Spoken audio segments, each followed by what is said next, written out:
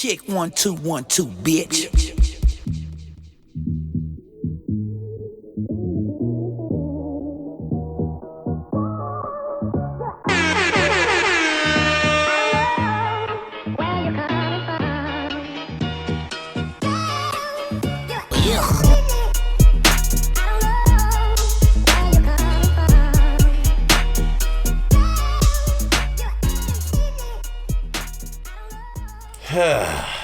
Hi, everybody. What up?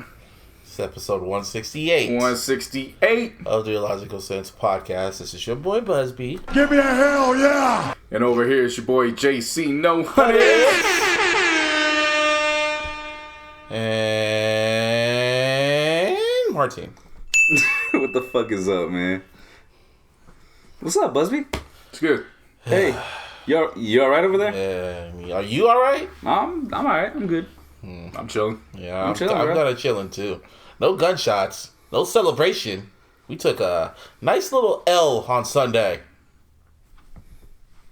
Move this man! That's the Kyle Shanahan. Just shit. We lost the Super Bowl, y'all. I mean, what do you want us to say? No gunshots at all. That's what I get gunshots for. Because you died. Because what? Because you died. You died. Murder in Miami. This man. Bullshit. So clear. Well, I told myself when I was on my way to JC's house, this is either going to be a Niner blowout or it's going to be a classic. It was the latter. It was a classic game. Patrick Mahomes showed who the fuck he was, thanks to the refs. And bad play calling by Kyle Shanahan. Sounds just like Warriors fans. Shit. Man, no, we took it out. It's always the refs' fault when they lose. No, I'm not entirely blaming the refs because Kyle Shanahan was making stupid play calls. And me and JC just put our brains together and we just realized he just listened to the fucking media.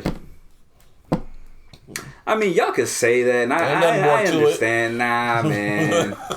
Nah, man. Because let's just be real about the situation. If Garoppolo makes that pass, that pass, and you guys know, everybody knows which one. If you saw the Super Bowl, which more than likely you did, you know which one I'm talking about. There was like one pass that Garoppolo needed to make. Had he make that pass, I promise you, everyone in the media is like, "Oh, Kyle Shanahan's a fucking genius," and blah blah blah. Yeah. Because he ran the same fucking game plan that he's run every single game. But that's assuming Patrick Mahomes doesn't, take the last 2 minutes, 30 seconds. It was go straight it was down. a minute, 33 you're right. seconds. It was a minute. You're right about if he that. would have caught the ball, the game would have been more competitive. If he would have caught that ball, you know what I mean? If he would have caught that ball and scored, there would have been a minute 33 left. I remember that specifically. That's assuming he doesn't go down there in a minute 33. Exactly. Which because it was possible. Yeah. And the refs were on his side. So, because I said everything happens for a reason. What if he would have caught that ball and the refs just late flag? Shit. Holding on who? Shit. Just nah. That was a good game overall. Oh yeah, it was. I mean, it was very entertaining. Very was. It really was. It was entertaining at JC's house. I can tell you that right now. It was a party. Fam was lit. Oh yes, it was. That's what's up. Especially with the Lit without any vices either. Nah. no I mean, football itself is a vice, man. Yeah. all the MAGA jokes we were making, that shit was hilarious. Oh yeah. See what I'm saying? It's like, come here, boy. Well, football, like, it's not a real drug. You know what I mean? Yeah. But when you're like entranced by it, all this other extra shit, yeah, man, it's a vice all its own. We had specific commentary for Bosa. Every play he was in. Them jokes were funny, even though if it's not real, or not. Them jokes were funny. Every time he got close to Mahomes, he had him on the run. He was just like, boy. "You over here running? Where your freedom papers, boy?" Like Dave Chappelle, nigga. And then after it was like, "Get over here, you little knacker." Oh my god! I call him a halfer, a little half, you little neg, little half nig. My mom was like, "Who said that?" Oh, you're crazy, man. The commercials. My brother's girlfriend was talking shit. She's a Raiders fan. She was wearing Niners shit too. She had Niners hoodie on, and she was talking the most shit in the midst of it. Most people was wondering why nobody said anything to her, and I was like, she's a 3rd-degree black belt. No. She wasn't really talking shit. No, she wasn't really talking shit like that. No, she wasn't really talking shit. Except in the end, she said to your brother, "Oh, I'm sorry, Dom. We can go to Vegas now." Go Raiders! Raider fans are happy. Hell, they were really happy. They let all that aggression out, which I didn't understand, because I'm just like, you just saw your division rival just win the Super Bowl. But Raider fans don't care about that. All they care about is fuck Niner fans, even though we don't really say much to y'all. But all right. That's people you see. Exactly. Well, people I see, stupid people. I see a lot of stupid Raider fans, even though they don't have the, Oakland Raider fans, even though they're no longer the Oakland Raider fans. You guys are the Vegas Raider fans. No, just Raiders fans. Yeah, I mean, you gotta remember, if they follow them to LA, back up, and then they leave, you're just a Raiders fan. Like, yeah. Real Raider fans. Real Raider fans. I really don't feel. I'll never forget how half of y'all became Niner fans all of a sudden. It was half of y'all because they were bitter, but it is what it is. The commercials were cool. Felt long. There was some propaganda in that shit. Fucking Trump was a fucking, I don't know, his marketing people, campaign people. They're like, we're gonna buy some ad space. We're gonna make the whole world feel this. I talk shit about that man, but give him a quick round of applause. And a nice little. That was well done, well calculated. Literally, because we were on a delay, we hear your sister in the other room. Like, you see this shit? And I was like, what? And I was like, oh, you motherfucker. It wasn't even so much that he had the ad; it was who he had talking for him. Black people. Wait, it was black people getting released from prison. Like, Trump did this for, just all that, and I was like, well played. Well played. You son of a bitch. Yep. And then he ran. That was good. See, I missed a few of them because I kept getting up to get food. There was only 2. Yeah. We had a shit ton of food at my house. There was only 2 commercials. There was only 2 commercials. They ran during the first half and then late in the second half. He was smart. Bloomberg ran a commercial too in the second half, but it was really quick. Yeah. Shout out to Tide for connecting their commercial all throughout the fucking game. Shit. It was cool until they got to like mid-3rd quarter, and I was like, all right, wrap this shit up. Shit's getting real. Like, shit's getting real right now. We don't need this shit. Yeah. It got to the point I was getting annoyed with commercials because some of these commercials ran on for like 2 straight minutes. Like Google's commercial was like this heartfelt shit. I'm like, fam, we don't give a fuck. Show me the CTE. Like wow. I just said what everybody don't want to say, but that's what they wanted. You want to see you want to see motherfuckers hit people. No, I was sitting there because I was getting antsy. Like, man, fuck these commercials. Get back to the fucking game. The shit was getting too real, and I'm like, what the fuck? Or like that fucking commercial that had like was it Mr. Clean and Charmin Ultra? Oh, because they were mourning the death of the Peanut dude. They had that Peanut. Shit. Yo, time out. Let's. About what? Let's pay attention to that hashtag. What hashtag? Baby nut. Oh my god. They were trying to capitalize on Baby Yoda. Wait, hold up. That was an actual hashtag? Yeah, Baby Nut. You heard of Baby Nut before? Bro, look. The Super Bowl was on. I was not paying attention to social media at all. Yeah, me neither. I wasn't paying attention. I just want to think about that hashtag for just Baby Nut. I mean, it's a good thing, it was the 10th most watched Super Bowl in the history, because if it was a blowout, everybody would have took advantage of that hashtag. Oh, yeah. Shit. Oh, yeah. But everybody was focused on the game. But I want to say about planners, you might want to evaluate who you got pitching ideas, because... Yeah, that's sideways. Yeah. Like, that is just wrong. Probably getting the commercials back to the Super Bowl. When it comes to Shanahan, man, he just listened to the fucking media. He could have just kept running the fucking ball in the 4th quarter. So all he had to do was run the ball and bleed the clock. That's all he had to do. But no. There are definitely some things I had a lot of questions about. Oh, we all have questions. I mean, I could go off of what I saw, but it's better to go off in chronological order. When you actually realize that Mostert, who has been the story for the Niners at Since this the point, NFC Championship. Yeah, and you realize he didn't get his first carry until the 2nd quarter. What kind of shit is that? I didn't know that until I did not know that until they pointed that shit out during I think the highlights, and they pointed it out. I was like, motherfucker. And then motherfucker. And then the second thing that you notice is just how wildly disappointing the end of the first half was, when they were in a position to at least, at bare minimum, get 3. Yeah. And put 3 on the board. And it was just like, wait. First you wasted the clock, and then you make a deep pass to Kittle, But then the refs call pass interference. You see the replay. That was just a bitch ass call. He barely pushes off. But it's not even that. It's before that. It's the fact that he wasted the play. It's even before. It's just how it all happens, and the camera's on Lynch, and he's like, time out, in the suite. Yeah, exactly. But the clock's just going, so it's like, oh, wait a minute. And then I got taken back because it looked like Andy Reid was confused about it too, like, because everybody had all their timeouts. Yep. Yeah. And I think he got confused, like, wait a minute. Fix was in. I could have used my timeouts, and I could have gave Patrick Mahomes the ball back. And then we're getting on Kyle Shanahan for the play calls, but refs blew some fucking calls too. I saw a lot of blown calls. One call in particular when Garoppolo was running, and then he gets hit, and it was unnecessary roughness. It was clear unnecessary roughness. They didn't call the flag. The one with Kittle, before the first half, it was a push-off, but refs called pass interference for whatever reason. The defensive play, when they hiked the ball, and it clearly looked like they jumped off sides. The defense, they crossed the neutral zone. They didn't call that. Fucking, what was the other one? When Patrick Mahomes made that clutch throw in the fourth quarter, that long ass bomb, Nick Bosa was getting fucking held. Like, you can clearly see dude was holding him. If any other play, they would have called that holding. Refs let that shit go. And I'm like, oh. And then, what's it called? I'm just thinking about shit. I'm like, fix was in, but I wanted to say the fix is in, but we didn't fucking capitalize. And then how I felt the narrative was out there for the NFL because they wanted the fucking Patrick Mahomes to have his moment was that every time the fucking Chiefs scored, they kept cutting to fucking Kansas City, the great state of Kansas City, I might add. No, Kansas. The great state of Kansas. Oh, Kansas, the great state of Kansas, of course.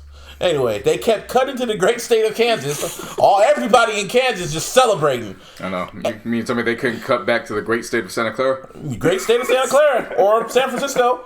But you've pointed out why they didn't. Why was that, Martin? Okay, so before the Super Bowl, I had actually drove by Avaya Stadium, and I'd seen Avaya Stadium? Avaya Stadium is where the Earthquakes play, Sounds like Earthquakes. Mm-hmm. So, I had seen the trailers for the team store of the Niners. That's normally not there. What I later found out from one of my friends who works across the street was that they were going to have a watch party. Then, a day later, actually, my grandma tells me in the newspaper that, the NFL nixed it. And I was like, wait, what? What kind of shit is that? So then when he told me that today, I was like, the fix was in. I won't say the fix, the narrative was there. They did not want the Niners to be there. They wanted Patrick Mahomes to have his moment. It is what it is, but we didn't capitalize. I'm not going to put it all on them because shit had to happen. And then, of course, when we go back to that fucking pass play, that long bomb that we thought that, what's his name? Was it Sanders? Not Debo. Who was it? Emmanuel Sanders. Emmanuel Sanders. If Emmanuel Sanders would have caught it, who knows? The rest would have fucking threw a late flag and said, oh, holding. So, shit happens for a reason. It happens. All I asked for was the NFC fucking championship, and the Niners gave me that. And I'm like, just make me a believer again, and motherfucker, I'm a believer again. So? Alright, well, now that you said your guys' piece, I'm not going to be on this too long, right? But I will say this. The shit you mentioned, JC, about Coleman or Mostert not touching the ball till the second quarter, that literally happens every game for the Niners. That's the game plan. Yeah. Coleman is the starter. He gets it and going. Then whoever has the hot hand. After that, whoever's got it going. I don't got a problem with that. Oh, it's the first 15 minutes. I understand. Oh, you can start off with Coleman. Believe me, I understand. We watch this. That's just what it is, though. You know what I mean? Yeah. He has his routine. He sticks to it. So be it. It's worked. You can't tell me it hasn't. You know, up until the Super Bowl, 15-3, really. Yeah. You know what I'm saying? So it's worked. The other thing was the time management. Yes, I totally agree with you on that. Totally agree with you on that. Mm-hmm. At first, when it actually happened, I was expecting a timeout. Once it didn't happen, I was like, okay, maybe he's thinking we could drive down the field. That's what I was thinking. But then that's where the what do you call it, pass interference came into play. So I mean, that in my opinion, it shouldn't have been called, but you know, because it was like hand fighting. Oh no, all the way downfield. Everybody, it shouldn't have been called. It was not. So be it. Whatever. Fucking get past that. In my opinion, because this is my thing. This is my take on officiating in general. If you play good enough, the officiating won't matter. Yeah, exactly. You know what I'm saying? Like, if you play good enough to agree. win that fucking game, the officiating won't matter. So to me, personally, I don't hold that as a fucking excuse. Oh, I don't. You know what I mean? But like, there were blown calls. So be it. You know what I mean? Like, oh, like I forgot another blown happens. call. The helmet to helmet. The helmet to helmet one. Yeah, that one. Yeah. I mean, to be fair though, there were blown calls on the other side too. That's what I'm saying. Mahomes, there was a face mask call. They didn't call for him. There probably was other shit. Yeah, you know what I mean? Like, and we the just thing is, didn't notice it holding 'cause is we're looking at it from one view. You know what I mean? And the thing is, there's holding on every single play. So. Oh, exactly. Yeah, exactly. But So that's what I'm saying. one Like, was clear. yeah, I hear you, bro. Yeah, like, you know what I mean? I get you, but at I the same token, it's like I said, you play good enough, the officiating won't matter, bro. Yeah, exactly. You know what I mean? Now, like as far as the fix being in, I mean, that shit looks kind of crazy. When you said all that shit, I was like, oh, so they canceled? Oh, okay. Yeah, that shit looks kind of crazy. I will say that. I mean it looks crazy. It smells the like optics are there. You but know again, we could have stopped all that if Yeah. If we would have just played better. If we would just played better, because Patrick Mahomes, round of a fucking applause. You overcame the Madden curse. He balled his ass off. Andy Reid, round of applause for him too. Yeah, no, definitely for him, man. He's waited 21 years. Yep. And then he just hobbled his way. I'm about to have myself a cheeseburger. Call myself a knight. I ain't celebrating my team. I'm about to have my cheeseburger. I'm gonna have my trophy right. Yeah, no, I mean, honestly, man, hats off to the Chiefs in general, bro. Like they played better. Yeah. Overall. Yeah. Shouts out to Tyrann Mathieu. Considering the fact of, if you know his history, he could have easily went out there and just talked the most shit and flaunted and been like, yeah, I'm here, I'm the last one standing, how about that? But he actually took time to reflect, and he actually thanked the media for, you know, progressively pushing him without, downing him and battling him over the years. So that, to me, that showed a lot of growth. And then the first person that comments on that is Richard Sherman saying, congratulations, brother. Oh, yeah. You know, that type of stuff. And then I completely forgot Terrell Suggs was on the fucking team. I know, seriously. Until he walked out with the big ass chain, and I was like, oh shit, he's on the team. Right. Another funny thing that I guess it was a funny moment for y'all, because it pissed me off when they were showing the Chiefs, I don't know what players, like, yeah, nobody believed in us. We're the only ones that believed. I was like, what the fuck? You guys were favorites going into this goddamn game. I was like, the fuck? Shut up. That was funny. Yeah, man. That shit was wild. They were dead ass serious. And I was like, what the fuck? I was like, nobody believed in us. I was like, fam, everybody was picking y'all. Like, literally, everybody picked you guys. We were the underdogs, and we were the number one. We were the number one in the fucking division, in the conference. What the fuck, man? Whatever. Niner fans are just losing their day. They're in mourning. I was in mourning. I went straight to bed as soon as I got home from JC's house. Oh, the play-by-play on Busby was hilarious. Oh, shit. That shit was funny. Because after the game ended, he was just like, you know what? Oh, it was all slow. I wanted the NFC title game. That's, we got to the title game. I'm good. We're cool. Yeah. Move this man. Oh. And then 15, 20 minutes later, it was just like, they did their best. Chiefs, they deserve it. They did what they had to do, and we didn't do it. Another 15, 20 minutes go by, and he's just like, damn, Garoppolo just makes the throw like right where it needs to be. I think be fine. 15, 20 goes by again. Bolster didn't do what the fuck? Another 5, 10 minutes goes by. Kyle Shanahan, like, this motherfucker just then it just sits with him, and he's just like, why didn't we run the ball? That's what I kept saying. Yeah, and then because I told him beforehand with everything, I was like, just give it some time, you'll feel it. Like it's gonna set in. It was like you get sucked. And he's like, no. It's like, I'm for real. Like, we just made it to the NFC title game, and then within a span of like an hour and a half, he's just sitting there and he's stuck. And he won't move. And then when we watched, you were like that too, because we were watching the damn highlights, and then we saw everything. We were just like, yep, yeah, that happened. That was holding. Yeah, that was, yeah. Well, like I explained to him, I was like, well, this just kind of pisses me off, because it was like when Frank Gordon, when they couldn't get the ball from the 1 yard line 7 years ago. Yeah. It was like, that hurt, because it was like, y'all were right there. Yeah. And I was like, okay, from my perspective, I left after that. Literally, that was the final game. Leave. Then I come back, and then we lose. and Shanahan does it in the same way where he did it with the other team in the Super Bowl with the Falcons as a coordinator. Yeah. So now I'm looking at it like, that's just irritating. Yeah, it was. This was an irritating loss. That's because I ranked all my L's with the Niners like this. Because the top two, it was when Kyler Williams fumbled the ball, My soul left my body. I fell to the floor. That was hurt. Second time when the ball tipped at the NFC Championship game when Sherman tipped the ball from Crabtree. That's when I fell to the ground. Third, it was what was the third one? I think this game. Third this game. That's when it was like, what the fuck? Yeah. Fourth one was the last Super Bowl. I was like, yeah. That's how I don't get that. I remember what else got him upset. It was when they started releasing all of the stats and the probabilities. Right. So I'm like going through Twitter. That shit. And I look at him and I was like, damn, it says at the 7:13 mark, right before Mahomes threw it into the wildlands where Tyreek Hill catches it. Right. It says the Niners had a 95% chance to win at that point. And he was just like, then he just sat there and got quiet. And then when they came up with another made up stat where they're like, 49ers are the only team in the last 8 years to lose multiple Super Bowls. He left, and then because it said Fool's Gold on ESPN. I'm like, you know what? I'm going home. So after he left, that's when I caught it, and I was like, they didn't want to extend it to 10 because if they extended to 10, then they also got to include the Patriots. Yeah, they want to keep that narrative. Yeah, so they don't want to talk about the Bills either. They got the most multiple losses. When they won 4 times from 7 years. Is that 8 years? Oh, 8. Oh, okay. Wow. Purposely missing the 9th year because the 9th year was when the Giants beat the Patriots. Twice. Yeah, whole asses. No, and then after that, we just sat there. Me and JC sat there in silence, and all JC said so then we're watching, and I just look at him because at that point, he's just like, now he's we were both upset. We were both just like, huh? You want to watch Power? Yep. It's a big rich town. We turned on Power. Oh shit! Larissa came in there trying to talk Eminem. I don't want to hear that shit. So I was just she's just trying to cheer you up, man. Nah. Talk your favorite rapper. You know what I'm saying? At that point, I didn't care. I was just like, I was numb. And I went home. I turned on Netflix. I don't know what I watched. It was just on. I passed out.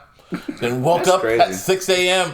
and just like, because I think I woke up, I had to go pee. And then I was just laying in bed looking up at the ceiling like, what the fuck? You piss away your problems. Yep. And I was still pissed off. See, man, I think to me, the last Super Bowl is worse. Oh, I know why. You know what I'm saying? Like, everyone to me, that's different. what I'm like. Yeah, everyone. That's why with different. this one, I'm just like, whatever. That's what I'm saying. Man. The last one was pain. Yeah, dude. This one was irritating. Yeah, it's a very irritating because like scratching the surface like a bunch of times. Because you saw we had all the pieces were there, everything was there, and then it was just bleh. Yeah. I mean, I get it. You don't gotta explain shit. I know. I'm just trying to explain to the people. Of course. But Patrick Mahomes, man, 25 years old, Super Bowl MVP. Y'all got your storybook ending. I hope you motherfuckers are happy. Shit. Cheeseburgers. Make it a double. Yeah. Extra mushrooms. Fuck, man. All I'm going to say is just we watch Power. That's all that. We can talk about Power. Did we talk about Power? We did talk about Power last week. Yeah. I didn't watch the episode. You didn't watch the... You know, you want to skip around and just go to the finale. I mean, not even the finale, just the end of the finale. Yeah. No, like the last 20 minutes. Exactly. And then he's watching before and he's like, yeah, wasn't bad. And I was like, yeah, you think? I kept trying to tell you. Still wouldn't have watched it. But I probably wasn't going to go home and watch Power anyway. So I was kind of just like, I was just stuck. But whatever. Last episode's coming this Saturday. But anyway, let's talk about the movies that are going to be coming out. Let's talk about the after party real quick. What after party? Yeah, an after party. In Miami? Yeah. Oh, yeah. And I wasn't mad at it. I truly wasn't mad at that. The Niners having an after party. Shit, we in Miami. We give a fuck if we win or lose. Seriously. I mean, we win, I'm going to drink my ass off and celebrate. We lose, I'm going to drink my ass off and get rid of these sorrows. Hey, drunk parties no matter what. Win or loss in the Super Bowl, they only lost, 3 times, right? The Patriots? Yeah, 3 times. Yes. Mm-hmm. Yeah, so every loss, he still partied. Yeah, but Gronk wasn't there for all of those. Yeah, he was. He was when they got undefeated. He still partied. Then they lost again to the Eagles. He still partied. He was there for all the losses. Yeah, no, he wasn't there for 2007. He got drafted with Aaron Hernandez in 2010. Yeah, and then they who did play in 2007? The Giants. The Giants. Was it? No, that seems way too far back. The undefeated season was 2007, and then they played the Super Bowl in 2008. I was in Tennessee. How you gonna tell me? I watched the Super Bowl in Tennessee in 2008. Fuck. 2008, yeah. What are you talking about? So it was only 2 losses. 2008 was my freshman year. That college. long ago? Yeah. God damn. Randy Moss was 2007. Yeah, I remember. That's when they went on that whole fuck you streak after the whole Deflategate. Because Randy Moss was at the Raiders for 2 years. All right, well, I remember 2005, he lost 2, 2006. goddammit. But I just remember Doesn't change the story at all. he still partied. Speaking of Grunk, you see how skinny that motherfucker was? Damn, He looked like No, he ain't skinny. nerd. He's healthy. Healthy and skinny. I mean, you could say healthy, but it don't look healthy. Fam, No, I'm not calling him like skinny he's on because meth, bro. I'm not calling him skinny because let's face it, Gronk is still like what 240. Yeah. That's not skinny. No, I'm to saying, but like us, he looks like sunk Well, in, yeah, bro. compared Like, to you know his what I mean? playing He's in a weight. sunken Yeah, place. exactly, yeah. He's in a that's legit the sunken place. But that's in how body form. Meth But Hill. that's how they're supposed to look at when they're not playing. Meth Hill. No, I'm not. I'm standing against that. I'm not letting y'all call nobody a meth boy. I am. Meth head after they get done with the playing. He looks Nah. like one. I've seen a few of them. Nah. He looked like a nerd. He actually looked like a party guy. I'm like, I can party with him. Either way, he looked cool. I was like, oh shit. Oh yeah, Tom Brady's Super Bowl commercial was funny because he left a cryptic ass picture on his Supposed to be Twitter. sitting here talking about, oh my god, oh, and I'm just sitting there like, nah, I didn't say all that. I wanted to hear what the fuck it was. Like, oh, he's gone. Oh, he's gone. I didn't say all that, nigga. No, Yes, you did. No, I did not say Yes, he you was did. gone. I did not say that. I did not say he's gone. I want to hear what the hell he was gonna say. I was like, oh, is he gonna write his Dill football poem? Like, what? Because it was like a cryptic ass photo. I'm like, oh, what's Tom Brady gonna do? And then he comes out and he's like, no. Then I tweet out either he's gonna announce his retirement or he's staying or something. Either way, he's gonna show why he's the GOAT. That's what I said on Twitter specifically. So the commercial comes on and he's like, I want everyone to know, he clicks my fans, it's coming from me first. And all of a sudden, there was a fucking Hulu commercial.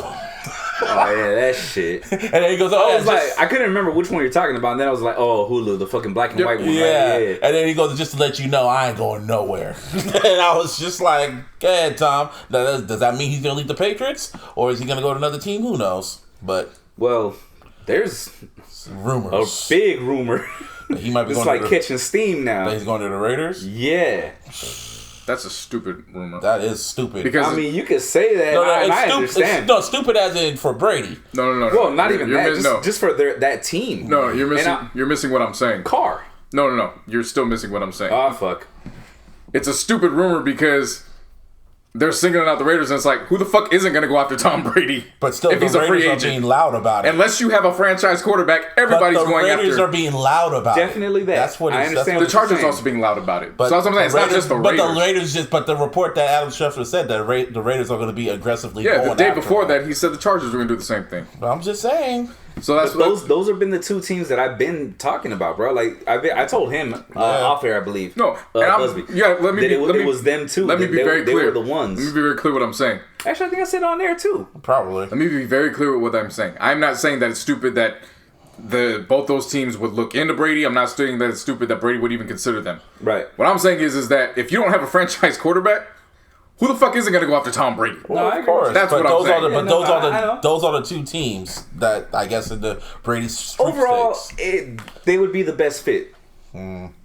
They would be the best. Honestly, As weird as it would fucking Oh, yeah, 'cause look. Philip I mean, Rivers- can you imagine Brady in a fucking Raider uniform? I can't imagine him in no other uniform than the fucking Patriots. He'd be a better fit in Tennessee. He should just retire. Tennessee, they're already set. Honestly, He doesn't should- have to do much on Yeah, we offense. talked about that. Honestly, for me, honestly, in my opinion, he should just retire. He got his rings, Well, got his stats. he's personally said he's not. No, he's that's not the sad retiring. part. man. That's the sad part. It's not sad if he can still play. I still mean, play. for me, Well, can he? I mean, because like I said, man, I noticed it last year. It's like the dude, he lost his step. I don't he want him did, to but go look out who like he was Brett throwing Favre. to and handing off to. I don't Yeah. want him to Put go him out with like, Tennessee. He's got Derrick Henry. He's got AJ Brown. I That's a don't- I very completely- I different don't want him offense. to go out like fucking Brett Favre, man. That's pretty much how I don't want him going out just a shell of his old self. I don't want him going out like Jordan. How about that? The Wizard Jordan. Yeah, That's what I meant. like going out. Yeah. I mean, whatever. He can still play. Wizard Jordan was still putting up 20 though. That's the thing. Yeah, but Yeah, still. but did he win? And that's what he was known for. You know what I'm Did he saying? get those rings? Yeah, but It's Kobe Jordan. was winning those races. Yeah, Exactly. But see, That's- Mahomes is Kobe. You know what I'm saying? Like, Steph Curry, Yeah, but what I'm saying is That's that's the new nothing to guy. be nothing to be ashamed about. Like Oh, that's no. passing No, up the no, no, guard. no, of course, if you're but- just playing because you still got the love for it, I'm not going to deter you from that. oh man, Man, nah. Y'all too selfish. Y'all want players to do what you want to do. not do what we Not want. even that, But it's dude. gonna be Like- sad to see. That's what Yeah, I don't want to see that. You think it's As gonna be sad to much see as- with Tom Brady playing with Derrick Henry? No, I'm saying Bro. him getting him not being able to reach that form no more. That's the sad part. them to see. getting eliminated. Well, and we shit. don't know that because we saw what he played with this year. We saw what he looked like when he when he had Antonio Brown, Edelman, all those guys. And then when they left, that's when we saw what he looked like without him. What I'm saying is, if he chooses to go to Tennessee, I would actually want to see that. Looks very interesting. No, when he had nobodies, he made them into somebodies. That's true, but he's not his prime anymore. But he had Belichick. But he can still play. That's what I'm getting at, dog. But he had Belichick. That's what we had. What? Yeah, he still has Belichick. What are you talking about? No, but if he leaves, that's what I meant. Oh. So. Well, I don't know. Whatever. More of a defensive guy. You know what I mean? So I don't know how much he really touched the offense and shit. But the fact is, who knows what Brady gonna do? Still, I mean, it's just hard for me to see him not being able to get the ball downfield anymore the way he did. You know what I'm saying? He can still do it. No, he can't. Okay. Shit, he won't have to do it if he played with Derrick Henry. Shit. Hand him the ball and take the pain. But that's the thing, though. Then you're basically making him a role player. You see what I'm saying? Like, that's already in itself in a downgrade. What's wrong with that? That's already a downgrade. That's what I'm trying to get at. So you only want to see players play. Top-notch player, bro. You only want to see them play when they're at top notch, and it doesn't matter after that. They should leave if they're not top notch anymore. That's what you're saying. What I'm saying is he's the oldest fucking player in the league. No, but what I'm saying is, you know what I'm saying? No, but what I'm saying is, you only want to see them top notch, and when they're not top notch anymore, it's hard to watch them when they're not top notch anymore. Brett Favre. Brett Favre is the perfect example. It's like motherfuckers is literally fading away, bro. Shit. From fantasy purposes, let me tell you, I hope that motherfucker plays. There you go, man. 4 more years. That's being selfish. Man, I'm talking about. I hope he plays for 4 more years to take all that heat off of Derrick Henry. Bro, oh my god. I'm over here talking about like the real game and shit. You over here talking about fantasy football. Hey, fantasy football got money involved. That's real too. That's cool, man. Fantasy might be more real than the NFL when you consider that your money's involved with it. A lot of people's money. You even predicted the damn score-ish. You said 31-something. No, I said 35-31. Well, you riding with 31. Yeah. Somebody actually predicted the score dead on. Shit. Or did they win the lotto? I believe that. I don't know. But it was a check-marked account. He predicted the score like 20 minutes before the game started. Damn. Figures. Anyway, there's other shit that happened during the Super Bowl. Long-ass commercials. XFL dropping next week. That's going to be interesting. Starts this week. Not much else happened during the Super Bowl. I'm thinking about. I'm trying to think of the. I'm trying to lead into the movies so we can really just fuck it. Fast 9. And I've been waiting, baby. I got to JC's house for it, and we just sat down. And I said, "Do you want that Fast 9 commercial?" Me and JC just looked at each other and said, "Oh yeah, what happened to your chef? There's powerful niggardry at work here." I'll be open night. That trailer. just everything I needed to be. Woo! I saw cars flinging from the swing like Tarzan. Fuck that shit. I don't give a fuck about that. We've seen cars swinging and doing all that shit. No, I've never seen that shit. Man, you seen them fly a tank, bro. Yeah, like stop. Come on, stop all that. When we saw them fly out of a plane in cars and shit. Like, come on, stop all that. When Vin Diesel palmed a car flying at him like it was a basketball. I thought that was John Cena. Whoever it was, I don't give a fuck. When they palmed the car like it was a basketball, 2 hands, and just stopped that shit, and the car stopped. Yeah. Didn't even take him with him. It just stopped. I saw that and I was like, "Bet." No, like fuck going opening night.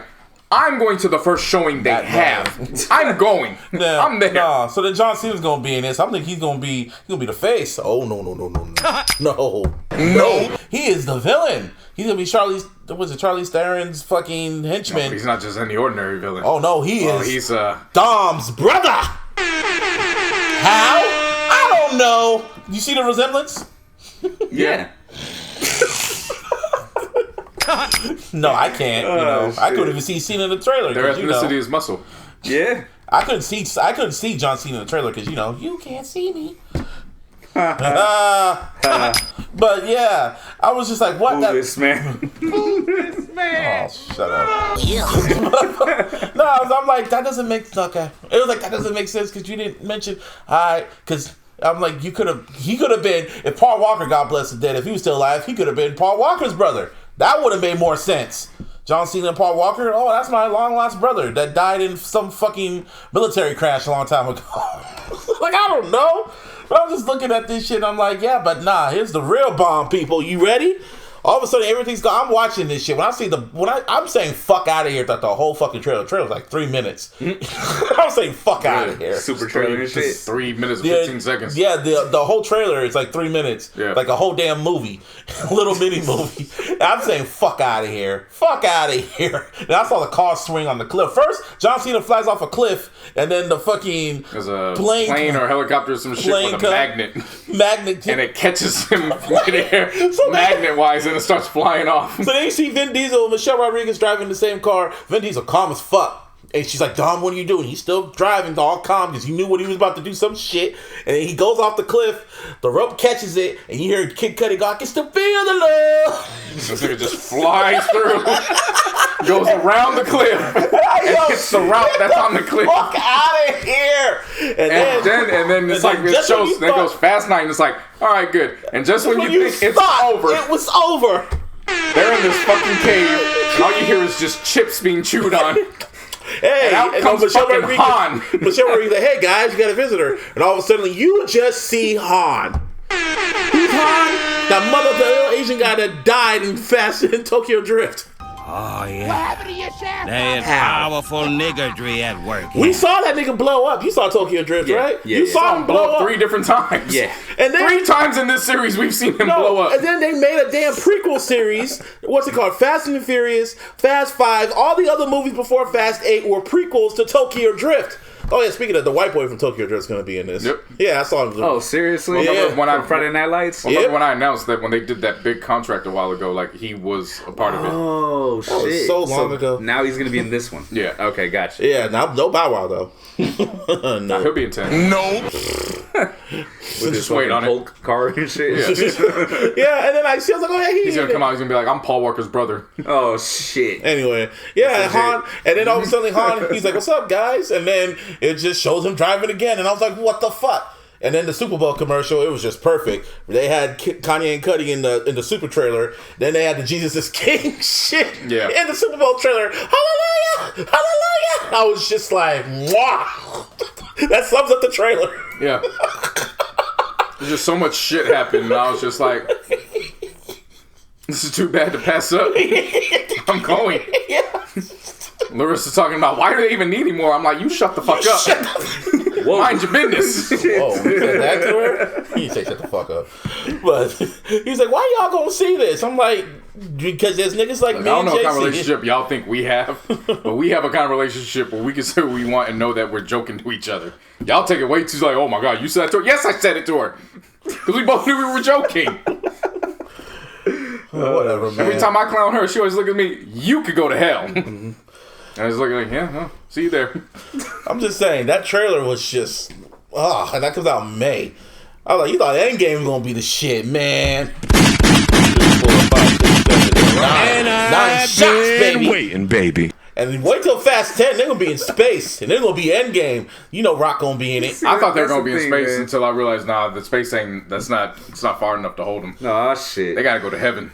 They gotta go get Brian now. Heaven and hell. They gotta go get Brian. And, they're gonna go all the way to heaven. Brian's not dead. Brian's not dead in the series. You know, in the story, he's not dead at all. He just drove off. For the 10th one, they gonna kill him. They gotta go rescue him and bring him back. And he's gonna be digitized too. Yeah, all digitized. Paul Walker gonna be completely digitized because they did not kill him for whatever reason in the series. Even though Paul Walker is dead, but they gonna bring him back. Like, Brian, we gotta get you out of heaven. He gonna look at him and be like, I said, forget about it, cuz. Oh my god. Forget about it, cuz. I'm in heaven, cuz. But fucking Nipsey. Nipsey Hussle there. Yeah. And Kobe. And everybody. They're gonna do it. They're gonna do it. This was about street racing. Okay? Literally started in LA street racing. Street racing.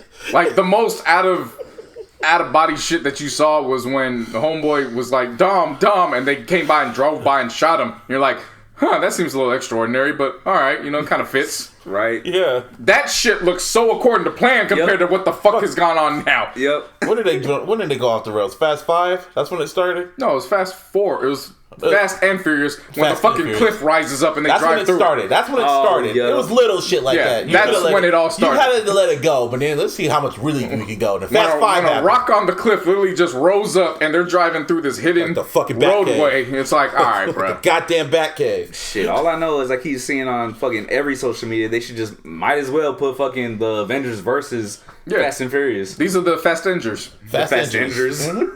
You know, Ted started out as just, the street hustler in Too Fast, Too Furious. Right. All of a sudden it gets to 5 and he's just a fucking prodigy genius that knows how to hack everything. You talk about Luda, right? Yeah. And it's that would have been you, Ja. That would have been you. Ah, fuck. Oh, speaking of 50's enemies, round of applause for 50 Cent. He's on the Walk of Fame. That's a good look. I tell you, man, I watched his speech.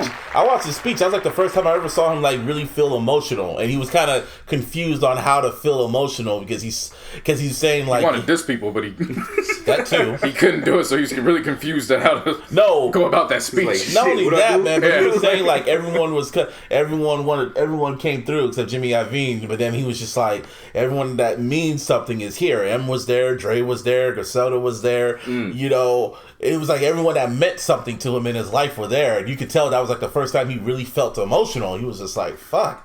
Like I really did it, and then they showed a pic of him, Dre, and Dre, and them. I was like, wow, and I was around applause. I was proud of him. I was like, I seen that and was like, damn, they old as fuck.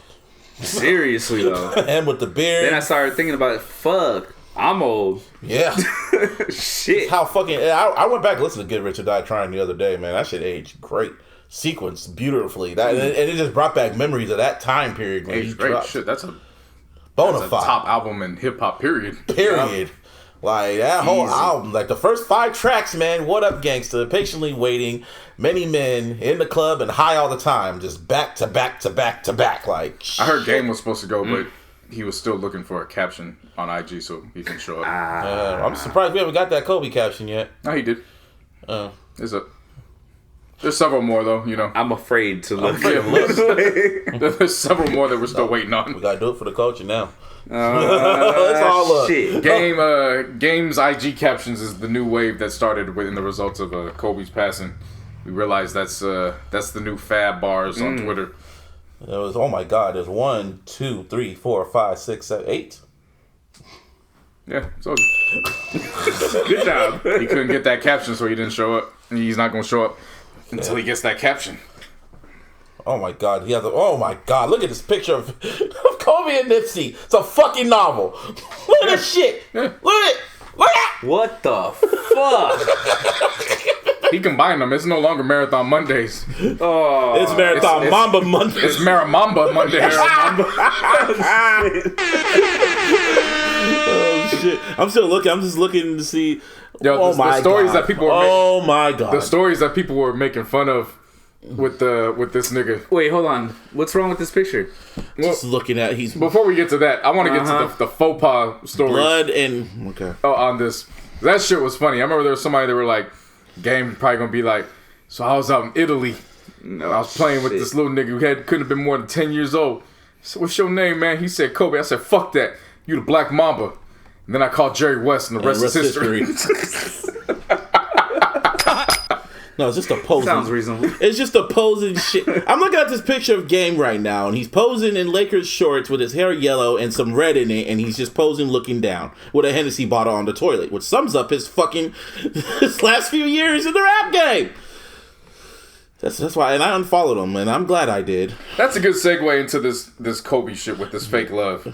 Well, I was about to talk about that. Let's talk about it. We gotta have a dialogue about that. Nah, let me lead the dialogue on that. We can just tag team. No, you just stay there because nah, you ain't built like the Kobe stand that I am. So I'm gonna talk about this shit. Lakers waited until Vanessa to put up her piece and her thoughts, which I thought was amazing. That they waited for that. Hell of a memorial. Round of applause for Jeannie and everybody involved on the Lakers staff that put that memorial together. That was very hard to watch, but it was necessary to get back in the groove of things because, like I said, I didn't want to watch basketball until the Lakers came back on. Yeah. I actually know it was gonna be that. That was that was a Memorial game. I watched that shit at work, bro. Like seriously, I watched that shit at work trying to fight back tears. That was great. I literally had to look on some streams, not the ESPN streams, if you know what I mean. Hey. But I watched the shit at work, and I was just like, damn. And that's when it started to dawn on me, like, damn, this nigga really gone. Yeah. That's wild. And Michael B. Jordan, of course, did the fucking, like, the montage shit. That's when I kind of little teared up a bit. Yeah. Then I realized he's going to probably it's going to be a Kobe biopic, and you know he's going to play in it. But that was the joke. If you remember the commercial. I remember the commercial. I'm leaning into it, and I'm like, this really going to happen. I'm like, damn, he going to die again. Kobe Jordan dies in all this shit, man. Yep. Well, except in No Mercy, or Mercy, whatever it's called. Whatever. Just Mercy, same shit. It's probably died off screen. Go on. Usher redeemed himself from the Grammys. He did the Prince Mid shit. Yeah, he really did a nice job with that. Yeah. Amazing with Amazing Grace. I really like the fact they got somebody that has actually known Kobe pretty much since the beginning of when he got in the league. Yeah. Just seeing all the players just stuck was a reminder that, you know, for years people were leaving Kobe out of the cultural influence line, where it was like, nah, nobody in the NBA like him like that. People that's just dead. That's a dead argument. That was a legit thing. This is why I wanted to speak on it. I still can't believe that. Yeah, that was the narrative. Where it was nobody got love for Kobe. His teammates don't love him, and it's like that couldn't be the farthest from the truth, as we've learned in this past week. Seriously, I had a hard time seeing them run out in 24s and 8s. Yeah, I really had a hard time. And then they were announcing his name as Kobe. Well, even before that,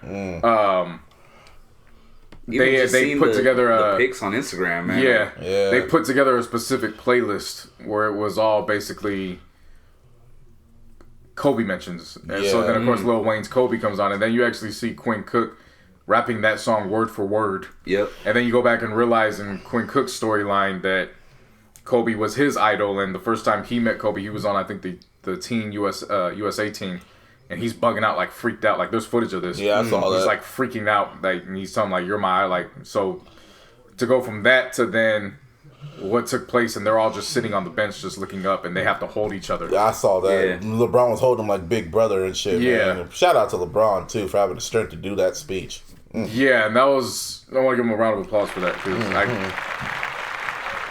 Again, I don't want to push this narrative on and make it about him, but I mean, you can only imagine what he's been going through for the last week. You pass up one of your idols, you not only get the public affirmation from him, which turns out to be his last post, but then in the locker room you're now talking with him, and you know the plan is when I get back, we're gonna celebrate together, and we know that because Melo came out and said that Kobe was supposed to be at the game against the Blazers that Friday night.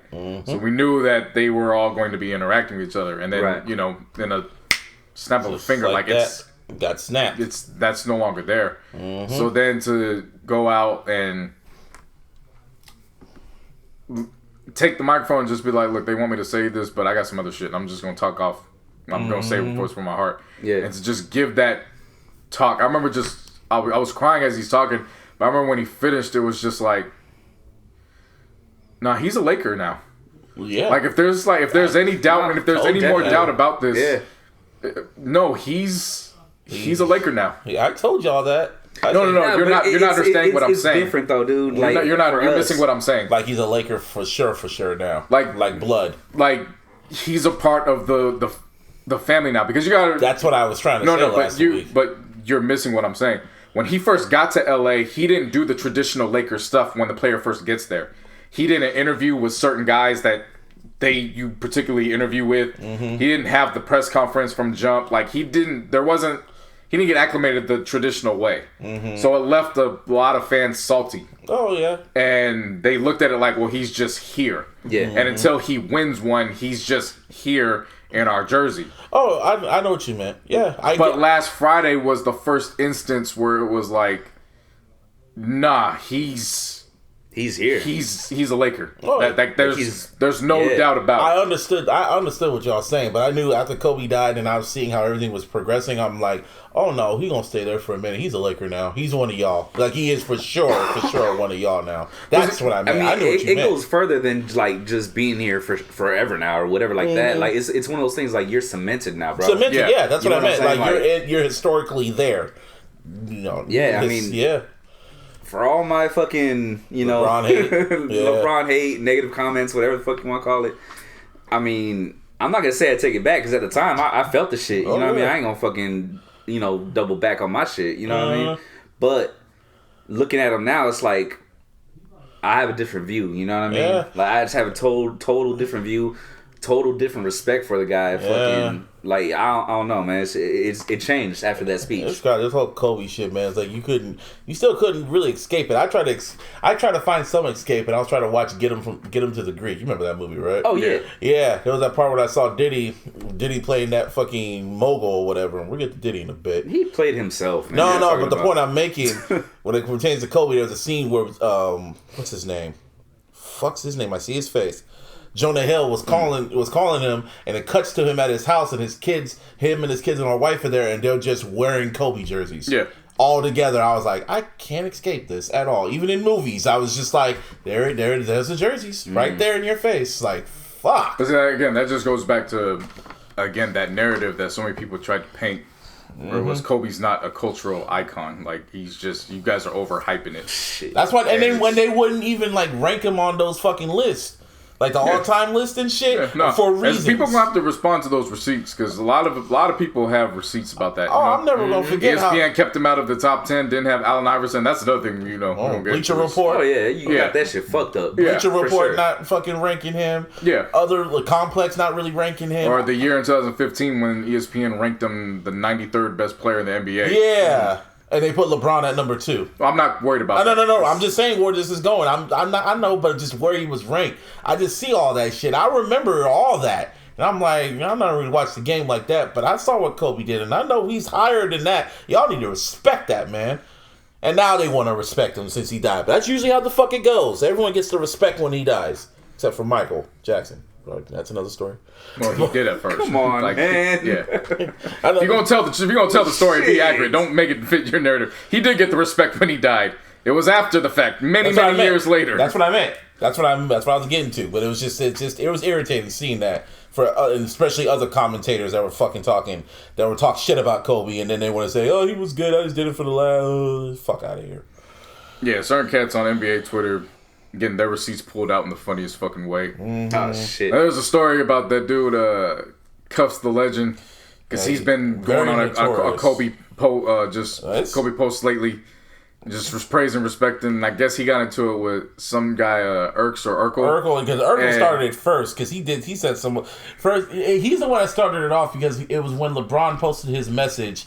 And then he wanted to keep that, troll going, the Warrior troll. He's a Warriors fan. And he said, well, let's look at LeBron's message compared to Steph's message about how he's going to get the ring. There's more eyes here and then less me's here. Yeah. And I was like... So then that stormed into something that went completely left. Wasn't expected. Motherfuckers were posting his address and everything. They were mad. Nah, not even that. Urkel. No.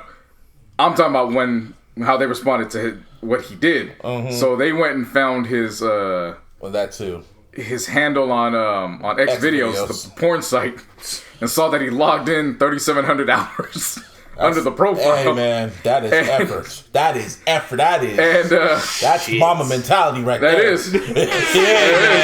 Yeah, mama mentality everywhere. And man. The wild thing was, he actually tweeted that. Shit. He said, "Folks out here questioning my log in the post like I ain't got the mama mentality. I'ma keep going."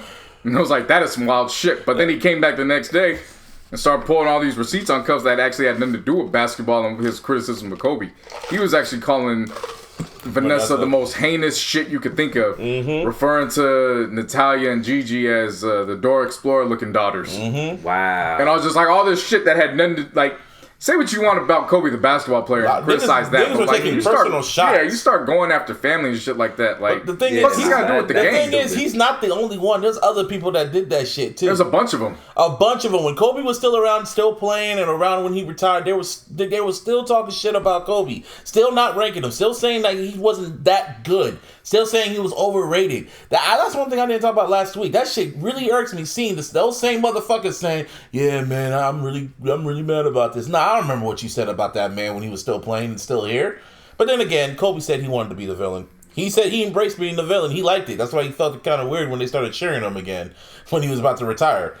Another thing about Kobe, this one memory I remember, when that one clip that went around from Real Sports, and he said, "Yeah, when I was 8 years old, I scored 63 points when I was 8 years old." And she was like, "Excuse me?" And he was like, "You say 63? Nodded his head. He's like, "Mm-hmm." Yeah. So nonchalantly. And he also said it, and he had a look of disgust, like, yeah, and the fucking kids couldn't stop me for some reason. Yeah, like, he said it. But the way he nodded his head and was just like, No, but it's initially when he said, if you go back and watch, it's initially when he says 63. He has this look on his face like it's disgust. Like, I think he was thinking about it. Like 63. No. You trust me. It's the way he's. It was like this disgust where it was like. Yeah, it's like that shit was too easy. Yeah, and they didn't want to stop me. And it was like, why you let me score all the fucking time? But I love how he explained how he did it. Yeah. You know what I mean? Like, when he did that, I was like... No, but the part he was just nodding his head, when he was just nodding his head like, just so calm and nonchalantly. It was like, what the fuck? He said it was easy, bro. Like, you know what I mean? Yeah, but the way he said it, was just hilarious. Luke Walton had a great story. He said, Phil Jackson used to yell at me in practice and say, "You always got to make the right pass." And every time we walk away, Kobe would walk up and say, "The right pass is to me." And it's just like, I was just like, the audacity, because it's like, do you know who Luke Walton is? Like, and who is like, he's fucking basketball royalty. And you tell him, like, nah, fuck that, nah. The right pass is to me. Or what the reporter would say, "Yeah, this is what your teammates think of you." And like Steve Nash, he sums you up in just 3 words. "Motherfucking asshole," and Kobe just starts laughing. Yeah. Or when they asked Luke, "So how did it feel when you and Kobe combined to score 63 points?" And it was the night Kobe had 62. I miss that, man. Kobe was one of a kind, man. Yeah, I'm just at a point now where it's like it's the game, everything that night it's set in. Mm-hmm. Yeah, it was like I finally accepted it. Yeah. So now I'm at a point where it's like now I want to. Honestly, I would, if there's a way to do it, I want to go back and watch every single game per year per off season for the next 20 years. So I want to watch his 20 years all throughout the summer and just relive all of that. And then just relive those moments and those stories. Shit. Like I'm at that point where I'm I want to relive the last 20 years. I want to relive those again. Wait to the next go through all that. Wait to the next 2K game when you have to do the whole Kobe shit. You know what they did with Jordan in the what 2K did Jordan show up? 11. Yeah, they're gonna do that shit with Kobe. Or did they already do it?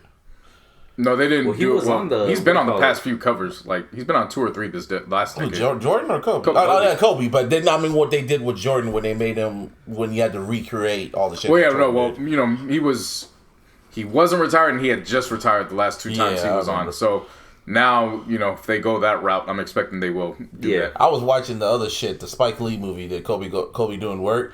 And I was sitting there, and I'm just like, that was when I was watching it, and I was want to turn away from it. I was like, okay, I can't get emotional, but I was like, it's no commercials. They're just gonna keep playing this, all right. And they were showing the game, and I was just like, wow, this motherfucker was something else. And we got to his daughters, okay, turn it. Like, I can't watch this. Yeah, see, man. I mean, I'll be honest. Even from the day it happened, Sunday, whatever, right? Mm-hmm. All the way up until the Super Bowl. Up until the Laker game. I hadn't shed not one single tear. Mm-hmm. I couldn't. Like, it was still shocking. Yeah, like, it was just too much for me to take in. You know what I mean? You didn't have what's it called? When Michael died, it didn't hit me till I watched a certain video, and I was like, hell no! You didn't have your hell nah moment. But then we had that game. That was your hell nah moment. And then man, that's when like I was so fucking shook. Like, it just on the intro and everything. Mm-hmm.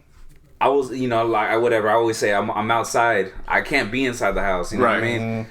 Alone. Mm-hmm. Shut the door on as I was inside the car, so I shut the door on the car. You don't cry in the car. Yeah, no, dead ass. Like, no, that was, I couldn't be around anybody and just fucking like let loose like that. You know what I mean? Yeah.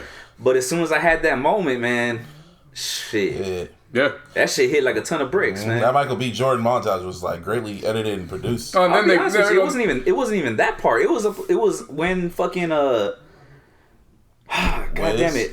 When that's what I was about to say. When it wasn't even the performance. No, it was in the pregame shit. No, but in the pregame shit, they started that. They started putting that in. So that I was like, fuck. And then they go in just when I think I have it under control. Then Amazing Grace starts, and I'm like, fuck. And then it just like then the montage starts, and I'm like, Jesus Christ! Like I can't. At that point, so the day started. I didn't even necessarily care about the game. Mm-hmm. Yeah. When all that started taking place, I was like, whatever happens. We'll get to the Kings tomorrow. Like I'll be more concerned about that. I don't care what happens anymore. Like this is because now after seeing it, it's like I don't even want to watch the funeral just because it's like I had that memorial now. We saw that for the fans. Let his family and the other slain family members and their families, let them have their privacy with that. Like, that's why I was so appreciative with the Lakers, because it was like they did that for the Laker family. So for me, it was enough. So it's like just however Vanessa wants to move forward in doing that, let her do it. Real quick though. Go on. Yeah, real quick, man. What you call it? The reason why the other shit didn't hit me like as hard as it was because I was driving my brother around. So I was watching the game.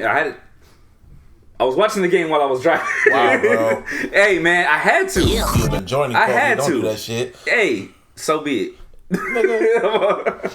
Nah, you know, I'm fucking around, man. But anyways, but seriously, like I had it on while I was driving. So I had my brother with me, and I was focused, but I couldn't like get into, you know what I mean? Like, it didn't hit me yet. Yeah. Then it got to that halftime where Wiz was performing "See You Again." And I was rapper. And I was just like, with the jacket on, and I was like, bruh. Now that jacket, man. Boom. I didn't know what I mean? The story of that jacket. I did not know the history of the jacket that Kobe wore when second time he won the championship. Well, he wore jackets all 3 times. But that was the three-peat. The famous one when he's sitting there with the second one. Yeah, that's what I'm talking about. When he's sitting there looking sad. But I thought he was just deep in thought and trying to process everything. But then when I saw this YouTube video where it broke down exactly why the reason was because of his family. His dad wasn't there. Yeah. And I did not know the history of his pretty much his family are just like fuckboys, men and women.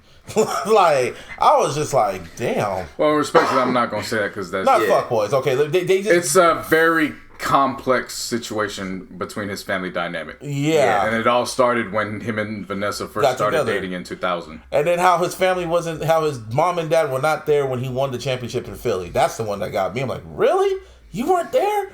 Jordan didn't even have his dad there, and he was crying. But now his dad was dead, Jordan's dad, but. Kobe's dad was alive and just didn't want to go for some petty ass shit. I was like, damn. Then the whole house situation, the memorabilia, y'all can look that shit. I'm not even going into it, but it was just like I was sitting there watching. I'm like, damn, that's fucked up. Yep. Every Kobe moment has a significant story if you get past what's on the surface. Oh yeah. Like literally, he's probably by far the most interesting NBA player ever. Period. Yeah. Just because there's a lot that, Jordan, when he plays, everybody knows he's all competitive. So that's what you got. In Kobe's case, it's competitive, but there's layers to it. Yeah. Where it's not necessarily based on competitiveness. Like with a whole spirit. The opposition, sometimes it's competitiveness within himself. Even he said at 17, was it 18? 18 when he first got drafted. 17. No, he was 17 when he got. But the year when he turned 18, this is what he said. I was watching Real Sports, and he said he got a call from Michael Jackson because Michael watched basketball a lot, and he said Michael told him flat out because he saw what people were saying about him, and he was just like, "Don't let it get to you. If you want to be great, you got to study the greats. You got to really just focus on what you need to do, and you're gonna do what you got to do." And he said he really gives all that to Michael, and I was just like, "What the." What? Michael watching basketball? What the fuck? And then I remembered Kobe was at Michael's funeral, and he said he was really close with him and Vanessa and the kids and shit like that. And I was just like, whoa, motherfucker. So, shit. It's Kobe fucking Bryant. Seriously. Kobe's close with everybody. Right? Seriously. As you learn throughout this week, like, how many pictures does that man take? Because he was close with everybody. Even Shady fucking McCoy, who didn't do shit in the goddamn Super Bowl, but he was rocking that number 8 jersey like, oh, you bitch. I ain't calling nobody that rocks Kobe jersey. Bitch. No, but it's just the anger. I understand, but it's the anger. Just you let it can go. be mad all you want, but check your anger when Kobe's involved. Yeah, Like, seriously. I ain't calling no man, no bitch that's supporting and putting on for Kobe. Fuck all that. Anyway, like I said, I was like, you motherfucker. But I was like, whatever. But anyway, yeah. So you were about to go into a rant about Kobe fans, or just fans in particular. No, the fake love was very intriguing to see. That's what I meant, yeah. Like, really, really intriguing to see. It's like, That's what happens when you die. That's funny. Yeah. But the shouts out to the TNT crew, the ESPN crew all throughout the week. Ernie held that shit down on Shaq past too. Tuesday night. Well, Yeah. I want to say Ernie because Ernie was simply the Moderator. He's the host, man. the host. Yeah, he's the host. Ernie don't get enough credit because he's one of the greatest hosts, period, not just sports. Yeah. But the way he set everything up for Shaq. Yeah. And you could see pain in Shaq's eyes because you could tell they still had some stuff to get over. And I saw regret in Shaq's eyes. Oh, yeah. Where it was, I don't have the opportunity to get this, to take it to where I possibly could have taken it, where I envisioned taking it when we were both old and gray. Like, it's gone. I don't have that. Right. And I think Shaq was coming from a perspective where it's like, I wasted so much time being petty. And I didn't need Kobe, to do it. How my ass taste? To me, that was funny. Yeah, I know. That's what I'm saying. That's why I'm laughing. I'm talking about the other shit. Yeah, the other shit. The shit where he would go to the media and he would leave little comments in the media, and then Kobe would go back and be like, "All right, well, you still got to work out. So what the fuck's that telling me?" Yep. You know, that type of that stuff. little mini big. And the back and forth. You know, That's what I Kobe meant. would do the same thing, and you know he'd respond that way too. So it was just, you know, again, that's a. You do a whole fucking 30 for 30 series Even on that- just or that punch. the 8 years. I wonder if they're going to talk about. I wonder if Knick fans are going to still talk about that punch on Kobe. You got to. But Knick part of fans, history. but Knick fans always take like great pride in that punch. And now that Kobe's gone, they're Yeah, gonna, because Knicks fans wasn't winning shit, so you gotta take pride in something. yeah, but now that You Kobe's knock gone, out somebody who's perceived one of the greatest ever. Shit counts for something. Kobe didn't get knocked out though. He swung too, but it's I mean, always you get that. a 2-piece. I'm not gonna call it a knockout, but you lost. But they always Yeah, nah, he freeze definitely frame it lost on the that. fight, They man. always freeze frame on that one shot, and then Well, because it got him. yeah, it did. Yeah. In the You know what I fucking mean? jaw too. and it's what Yeah. happened before then too. You gotta remember, What Kobe happened? popped his elbow in his neck, and it was like okay. that's the most he did. Well, And then he left himself open, and he caught the 2. Yep. yeah. But I'm not mad at Knicks fans doing it because if you know the history of Knicks, I mean they got Mason Rudolph and Oakley and all them, so they Yep. come from a lineage of if we ain't gonna beat you, we gonna knock you out on the court. We gonna win something. So it Seriously. falls in line with that history. So I'm Wasn't not. that dude on the Knicks that threw the ball at Shaq one time? Nah, that was Chuck when he was with Houston. Yep, I remember that. Oh no, but I'm talking about the white boy though. I know what you. Oh, Dudley. Yeah. Yeah, it was on. He was on the Knicks, right? When Shaq dunked on him, he got mad and he threw it. Yeah, Yeah, like that's yeah. And then Shaq just. But see, he that just shimmied goes on him back and to the pushed fucking him. the Knicks yeah, that's just the bro. Knicks history. So all that don't. Nah, but seriously, shout out to Shaq for just bearing his soul out and just laying it all out there. Even on his Oh, for podcast, sure. you can hella hear it in his voice. I was like, I can't Yeah. even listen. but to then that shit. then again, he said the show must go on, and then Super Bowl weekend he partied. Nah, Super Bowl weekend didn't happen by that Not point. Super Bowl No, weekend. but there was more. Oh, And you had Reggie Miller. Did you see the no, story? I was thinking Marty? on Shaq, but go on. Reggie was Reggie talking about Kobe said, nah, you wonder, because they were calling Michael Jordan the Black Cat. They called him Yeah. the Black Cat back then. Something like that. And so Kobe That's why said, he has a lot of black shoes, like all black shoes. Oh. They're called Black Cat because of that nickname. so he said, Kobe told him, one day you gonna call me the Caramel Cat. No. Everybody on social media said, what the fuck are you, what the fuck? Maybe Kobe was just fucking with him. The fuck are you talking about? I think Kobe was just fucking with him when he told him that. Oh shit! Nah, it was, if you didn't watch if you didn't watch the whole thing, you wouldn't understand why it came off that way. It was just one of those, it was like, the fuck are you talking about, Richie Miller? Alright, bet. Yeah. And then they brought out Rick Fox, which then Kenny Smith broke down because him and Rick Fox are close because of the North Carolina lineage. So Kenny was breaking down how he was driving, and he's like, then they're telling me Rick is in the helicopter.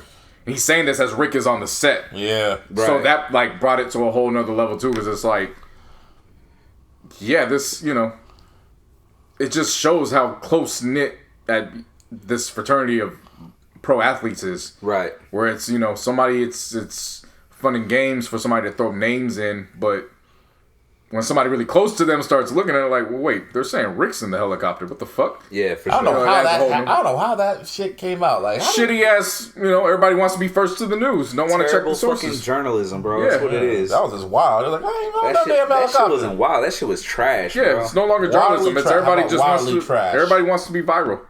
Yeah, well, that's how it is. Everyone got to be first. Yeah. I wouldn't say viral, but like they definitely want to be the first one. First to get. But then in doing so, it becomes viral. What happens. Yeah. But yeah. So I mean, overall, I liked how just that took place. The game happened. I knew the Lakers, whatever the first game was going to be, knew the Lakers weren't going to win it. I don't even know how they played after that. I commend every single player that checked into that game on both sides. Lakers and Blazers. Damian Lillard went the fuck off. Man, Dame Lillard, bro, I swear to God. That's Mamba mentality. That is at its finest, bro. That's more of a... At its finest. I saw the highlights and I was like, God damn. Well, see, everybody was talking shit. They're like, on Kobe? Like, oh, y'all lost on Kobe. And I'm like, this ain't the... You must have missed Dame's last 5 games because this is just the latest chapter. And then he went on the next night and he dropped like, what, 53? Something like that. Yeah. So it's, it's Oakland, stand the fuck up. Yeah. So in seeing that, it made 2 cents on one end. One, Dame is just that dude. Mm-hmm. But 2, remember, Portland's played 2 or 3 games since this happened, so they were easy. They were able to get it out and get going. And then after that, your Lakers just said, "Okay, we got that out the way. Queens, bring your ass over here. Get to the stand." Somebody did this. They went to Sacramento. They did the damn thing. Oh yes, they did, man. They gave the Thanos slap. Like, it's crazy though, because I don't know if you guys caught it, but we lost to the Blazers by 8, I believe, right? And then y'all were up by 81 points in the first half. 81 points scored in the first half. Yep. Them numbers follow Kobe. I swear, like, everywhere, man. Everywhere. Yeah. My brother even was pointing it out to me. You know what I mean? And he's a Kings fan, but he was pointing out all these different, like 41, for example. Yeah. 4.1 guarded by number 41. Yeah, man. Can you imagine if the final Super Bowl score was 24-8? Oh, by the way, we didn't mention this. Shout out to the teams for lining up at the 24-yard line. Yeah. They did? Yeah. Oh, wow. I forgot about that. Hey, Manning gave a great speech about Kobe, too. Oh, yeah, shout out to Lamar Jackson. He was MVP this year. Mm-hmm. And Harbaugh for Coach of the Year. So I think should have went to Kyle Shanahan, but then after the Super Bowl, nah. Should have to Harbaugh. Anyway, go on. Where was I at? Yeah, no, it was just a good experience and just seeing them actually catch rhythm. Yeah. And not have to deal with all that. Like, definitely. Because, Friday night, we lose, and then all of a sudden, all the Lakers fans and the ones that don't like LeBron, now it becomes this outpour. Nah, I knew you don't have... It's like... Damn, they were saying that shit? Yeah. God damn. And it was right like... away, too. Oh, and I'm sure, maybe Martine remembers, but I had to go back because I was like... Because they're like, Kobe would have never done that. He would have went out, and I was like... Well, we actually have a good case in history. Let me go back to when Dr. Bus died. I was like, when was the first game after that? They played 24 hours after Dr. Bus died. Want to know the result of that? We lost to the Clippers by 24. Yeah. And Kobe only had 20. You gotta remember, some of these motherfuckers are not really... But bro, the game... after a death, I mean... No, that's what I'm saying. But at the game after that, we had the Celtics, and I think we won by close to 30. You also gotta remember, majority, some of these people... After a death, bro. You gotta remember, some of these people are not really hardcore Laker fans like you guys. They're not real fans. They're like bandwagon fans. So they just say anything they can say without doing their proper research. So it's just like... It's like you can be mad at them for being stupid because this is theological science. But at the same time, it's just like, fuck them. I mean, that's why you're there to educate them. I get what you're saying. The thing about it is, I mean, come on now, man. After a death, it don't matter who it is. The internet don't care.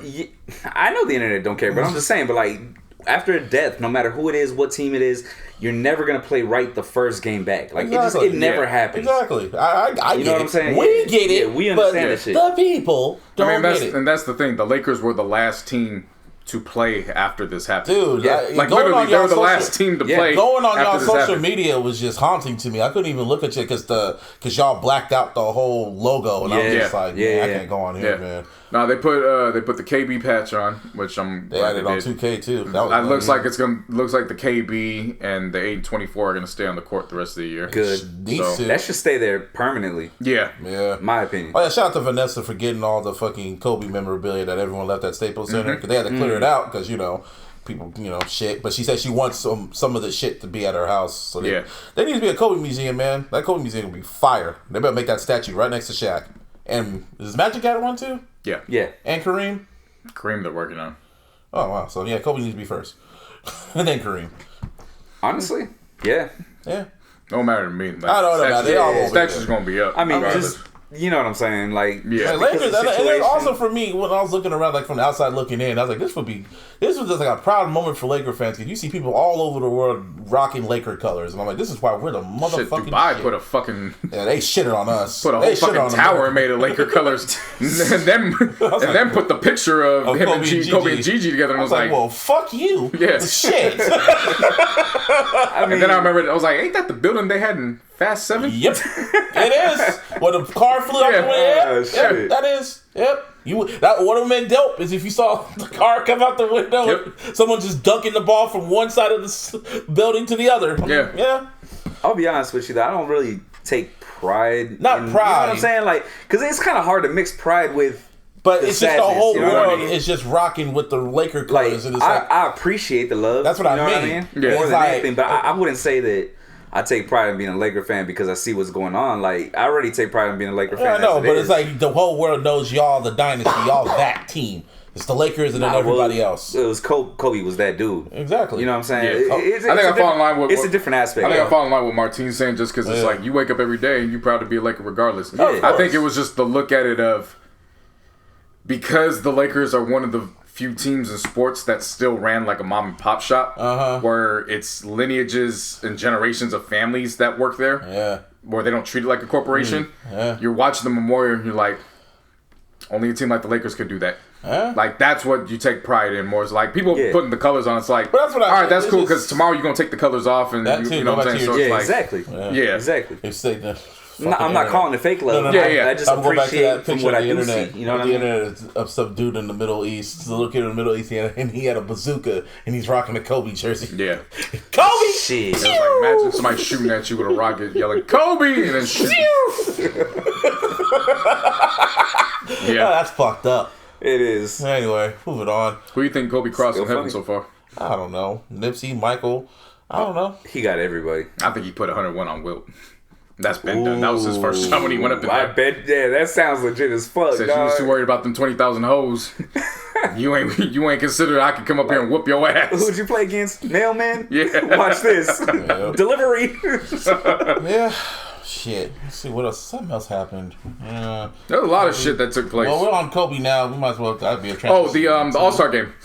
They're switching up some. Well, one of the things I'm really gonna applaud them on is the jerseys. Definitely that. Yeah, so LeBron's team. LeBron is gonna. Everybody on the team's rocking number 2s for Gigi, and then Giannis's team is rocking 24 for Kobe. So I definitely like that. The All-Star game itself, I wouldn't have liked it to be touched up to that extreme. Yeah, but I'm also under the mind frame right now of they're honoring Kobe. All right, like it is what it is. Yeah. From how it was explained to me, they keep saying they're going to reset the quarters, but they're actually not. The score is going to stay the same. Somebody else is just going to be keeping tabs of who wins each quarter. And then whoever wins that quarter, they get the money to donate to charity. And then how it works is at the end of the third quarter, whatever that score is, whoever is winning, they're going to make what's called a target score. So they're going to add 24 points to whoever is winning. So let's say LeBron's being Team Giannis 113-108. They would then add 24 to 113 to get 127, and that's the target score for both teams to get to end the game. So they're not adding 24 to Team LeBron and then starting the fourth. What they're saying is that they're taking that score, adding 24. Now that's the target score for both teams to get to the close game. Okay. Now so from that aspect, the winning team has to score 24 points. And the losing team has to get to the target. To that. Yeah, okay, I get you. Which it's interesting because, like Buzzy was saying, like I was telling him, like now you got to play defense to stop the teams from getting there. Yeah. It's just one of those ones where it's like, you didn't have to do that. Like, seriously. you could have just... Yeah. Could have just wore 8-24 and just live it like that. I didn't quite understand the rules until you broke it down right now. Yeah. Like, I'm not even joking. No, trust me, it took listening to NBA radio on Sirius like 3 times to finally like understand what they were saying. Well, thank you for breaking that down. It's confusing as fuck until they break it down. But when I seen it, I was just like, what the fuck is going on? Why don't you want to honor Kobe? Play hard. How about that? Yeah. You know what I'm saying? Like, I mean, that's the Mamba mentality. What did Kobe do in every fucking All-Star game? It didn't matter. You just create the Kobe, like I said, create the Kobe Award starting next year. You give it out, and you have the players vote on that award. No media, no nothing. The players vote on that award, and that goes to the player that goes hard as much of 82 games as possible, because you know injuries and that shit happens. So. Yeah. But the player that don't do the load management, then goes hard and all that, and let the peers vote for that award. Pretty much like an Iron Man. Yeah, exactly. Yeah. Because somebody brought that idea up. They're like, well, that's just the MVP, and I was like, little buddy, the MVP is for politics. Yep. Seriously. Nah, this one could be the player that goes out and puts their heart and their blood, sweat, and tears on the line every single night throughout the season. Sense. I would love to see the Kobe Bryant Award handled for that. Yeah. Seriously. Considering like Lil Wayne's Kobe Bryant getting played over and over, I'm like, that was a good ass song. Speaking of Lil Wayne, somebody did this. Your little high ass up to the fucking stage. He's leaning. Where do we begin?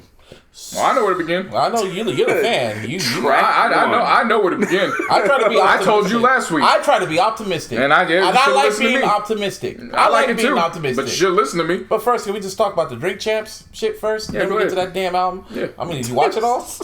No, I saw what I needed to see. I saw the halfway point. All I know is Wayne is just Lean really fucks with your memory.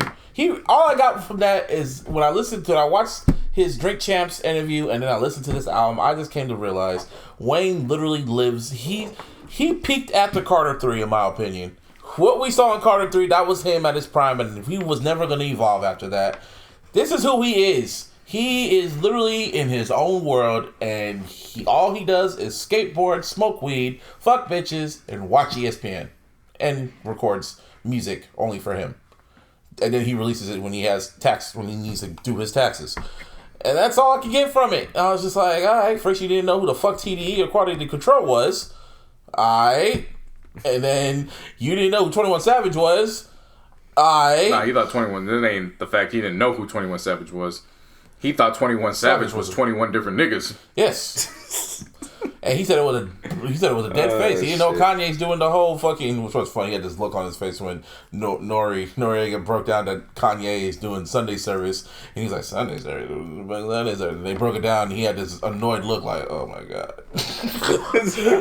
damn, I sound just like him. But yeah, and then I was just like sitting there, and I'm like, damn, he really just lives in his own just world. But he did say that Hov watched out for him. I'll get a round of applause. Said Hov really did look out for him when he was in the contract shit with Birdman. So Hov really did try to like get him out. Hov actually gave him questions, sent him questions to Nori and asked Lil Wayne about how he felt when he did the what's it called? Show Me What You Got freestyle. Mm-hmm. And Hov said he had to look in the mirror and question himself if he still got it. Because that was when Hov came back with Kingdom Come, and then he heard Lil Wayne rap over that. He's like, damn, do I still got it? You see, a lot of people got to remember that relationship is like Jordan and Kobe in hip hop, and at that time, what that was. Oh yeah, we get it. Like, no, not you. I'm talking about for those who aren't familiar with that. For those who don't know, like there is a demographic of people that don't realize what that was and what could have been had, Birdman not blocked Jay from getting him to leave Cash Money and what it could have been. Woulda, coulda, shoulda. Yeah. Now that relationship was woulda, coulda, shoulda, but that shit, that would have been amazing. Oh yeah, a whole album. Back then, that would have been amazing. Just think about it for a second. A Wayne album where the 3 main producers are Kanye, Just Blaze, and Bink. Yeah, would have made sense. Yeah, like a Southern MC over those productions. Soulful beats. Yeah, I mean, logical sense because Wayne does sound great over soulful beats. There were soulful beats on here, and I'm like, this should have been the whole fucking album. But anyway, what I realized about Lil Wayne, I came to this conclusion after listening to this album, was that I just realized I've listened to the same Lil Wayne album since Carter 3. like I really just realized this shit. I'm like, he has not changed. This is who he is. After Carter 3, he has rapped the same damn song. He's great on features. And I'm gonna keep it being what you mean. I'm gonna let you know, as a Wayne fan, he's been rapping the same since the Drought 3. Yes. The Carter 3 was just what the retail. That's what I mean from a mainstream fan like myself. Yeah, but as the Wayne fan, the Drought 3 was his peak. Yeah. And then everything else. Not to say that there weren't some dope tracks on Carter 3. It was just but it's like peak Wayne was the Drought 3. And it's like he never evolved. He never tried to do something. I mean, Rebirth happened, but that's neither here or there. But it was just like he never changed the type of music, and he was always rapping about the same shit over and over again. It was like, it was literally the same shit. I'm in the minority that likes I'm Not a Human Being too. Really? Whatever on that. Yeah. Like, don't get me wrong, there's still some tracks that were... first one. There's still some... I wasn't really a fan of the first one. Yeah. The second one, don't get me wrong, there's some tracks on there that's just like... Oof. Like the Soulja Boy produced tracks. Nah. Like, it's just some, like... Yeah. You know, motherfucker talking about my Tunga Jacuzzi, or... Oh, I know that what you're one. talking about, yeah. My dick is an AK, my tongue go... Pow! Yeah, that one. But the highlights in there, you know, Gun Talk. The intro was fire. Several others. Like, it's not his best, but it's like one of the last ones since Carter 3 where, you know, he held his own on that. With the exception of Carter 5, which I still love to this day. Still a 60-point game to me. Yeah, exactly. It should have stayed that way. And then this album is literally Jordan on the Wizards. Because Funeral is... Don't disrespect Jordan on the Wizards. This is Tracy McGrady with the Spurs. That's what I don't know that. I don't know that. See, when you sent that picture, I didn't quite understand it, but then now you say it like that, I got you. See, I had a crappy experience listening to this album. I thought it was about the facial expression. No, this is... So for my experience listening to this album... A lot of load management. Yeah. With my listening to the Funeral album, first there was 24 tracks. I was like, okay. Yeah. So then I started listening to the album, and first it started jumping all over the place. I was like, first, did I have this on shuffle? No, my connection was all fucked up. So it went from fucking the first 2 tracks, then it went to track 8, then it went to track 12. Oh, you had that Culture 2 experience. Yeah, but the thing was, even no matter what order I listened to, it didn't get better. So I was just like, okay. So then I listened to it, and there were some good tracks. Like, what's the second track called? Mahogany. That was cool. Mamma Mia was cool. I Do It was cool. Dreams was cool. Yeah. You said I Do It was cool. It was cool. Cool. It was one of the worst fucking songs I heard on this project. Well, it was cool for me. Just cool. Like, now, I'm not saying it was good. Wasted a Big Sean and Lil Baby feature because nobody said anything that I would commend. They all said some shit where I was like, really? All right. But then it just kept going and going and going and going. Lil Twist was on this shit. You see what Lil Twist looks like now? He looks like a little mini Wayne. He looks like he's been cut off from Bieber. Yeah. Shit. Yeah, literally. And then Get Out of My Head with XXX. I was just like, what the fuck was that? That was definitely not needed. That was yeah. And then it just kept going and going, and then it ended on Wayne's Word, and that's when I had that epiphany. Like, yeah, he has not grown. He has not grown at all. This is the same shit. This is the same nigga. You wasted all that power on C5, and that was it. That's what I remember you. C5 is what I want to remember you. This shit was just blah. I have 2 positives from this album. It began and ended? No. One, I like the cover. Because it says Funeral. When you look at it from upside down, it spells Lil Wayne. Yeah. It's a number 2, and to me this is the most important thing about the album. Track 8, he ends it in 24 seconds of silence for Kobe. Yeah. And he had J-Rock on there, and also, the LA. Martine pointed out something. That was the 2 things I had good to say about this project. Yeah. And Martine pointed out something Kobe related when it came to the album. Basically, the album, it seems like it was supposed to be shorter. The reason why I say that is because there were a good flow of songs for a cool minute, and there's 24 tracks. So you put that together, I mean, think about it for a second. If there's a good flow in the beginning and then it falls off like a motherfucker, granted, the flow was never that great to begin with. Yeah. But it was there. You know what I mean? It only means one thing. Kobe's death fucked him up. Because that was, for all intents and purposes, that was his boy. You know what I mean? That shit fucked him up to the point where he just said, you know what? I'm putting 24 tracks out. And on number 8, I'm going to leave that 24 second of silence. Well, shit. And it also was funny when he said he didn't know who the fuck fucking who TDE or QC was, and on this album you see fucking J-Rock and fucking Takeoff.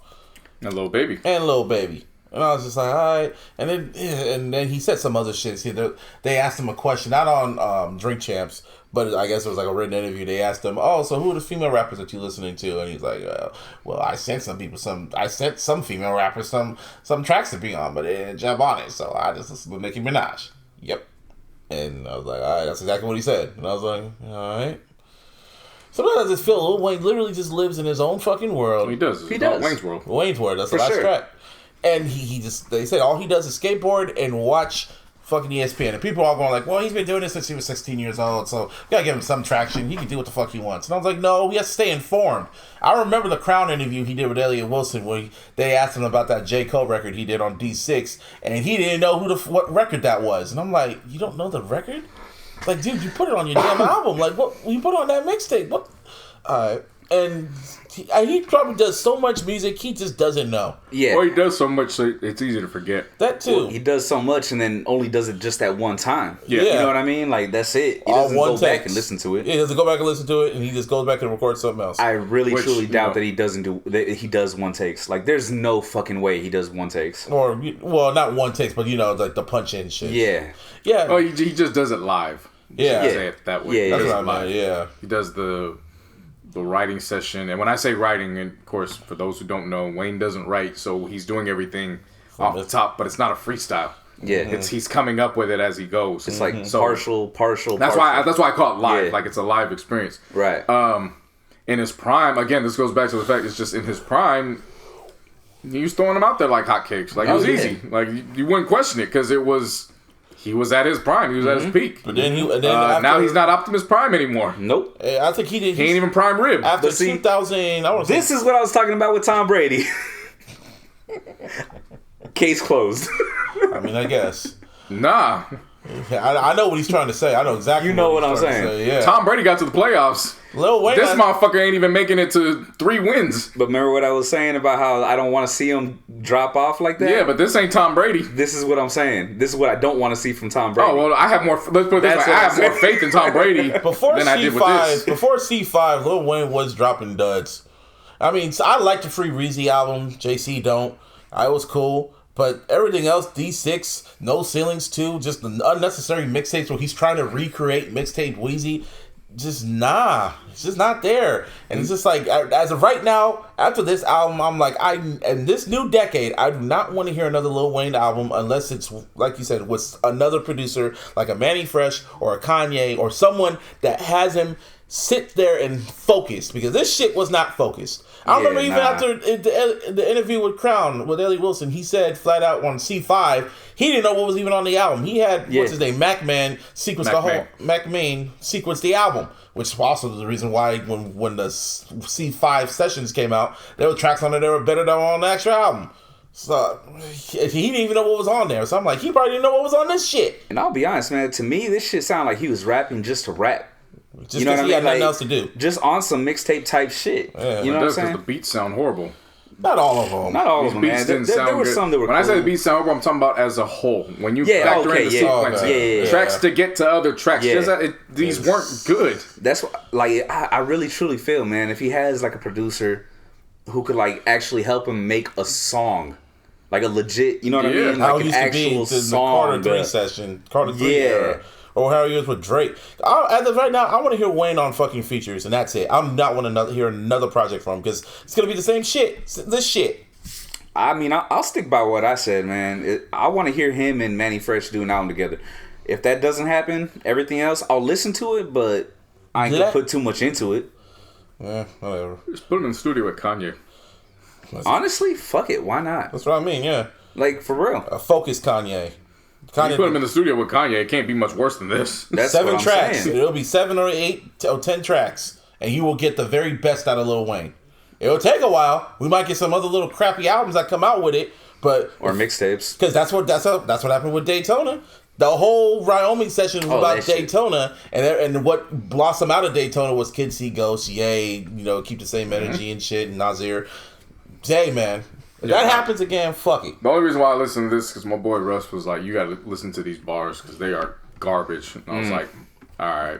Because remember, I said it after C5. I was like, Yeah, you were not listening. There's nothing for me to listen to. You listen to the whole album? No, I listened to the whole album, but I didn't play the entire 116. Yeah. It just got to certain shit, and I was just like, skip. Sound like fucking Shannon. Skip. Oh my God. Skip. It's like Jamie Foxx. Skip. Damn it, Wayne. Skip. Wayne. Damn it, Wayne. Skip. Mahomes. Skip. LeBron. Anyway. But yeah, I got the bastard Satan's Kid, and I was like, all right, you just doing this for shock value now. Cool. Yeah, I'm at this point now. If you can't make an album that make me go, see, I gave Wayne. I was so optimistic because I saw what M did, so I'm like, okay, let's see what Wayne could do. No. Yep. Skip. Next, Russ. Skip. No. Skip. Snow globe. It was Shake the snow globe. That was alright. It was bleh.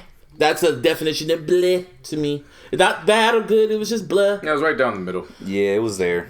But it had some good songs that individually these songs were good. Oh yeah, like he was actually saying some shit on some of these songs where I was like, all right, talk your shit, man. I feel you.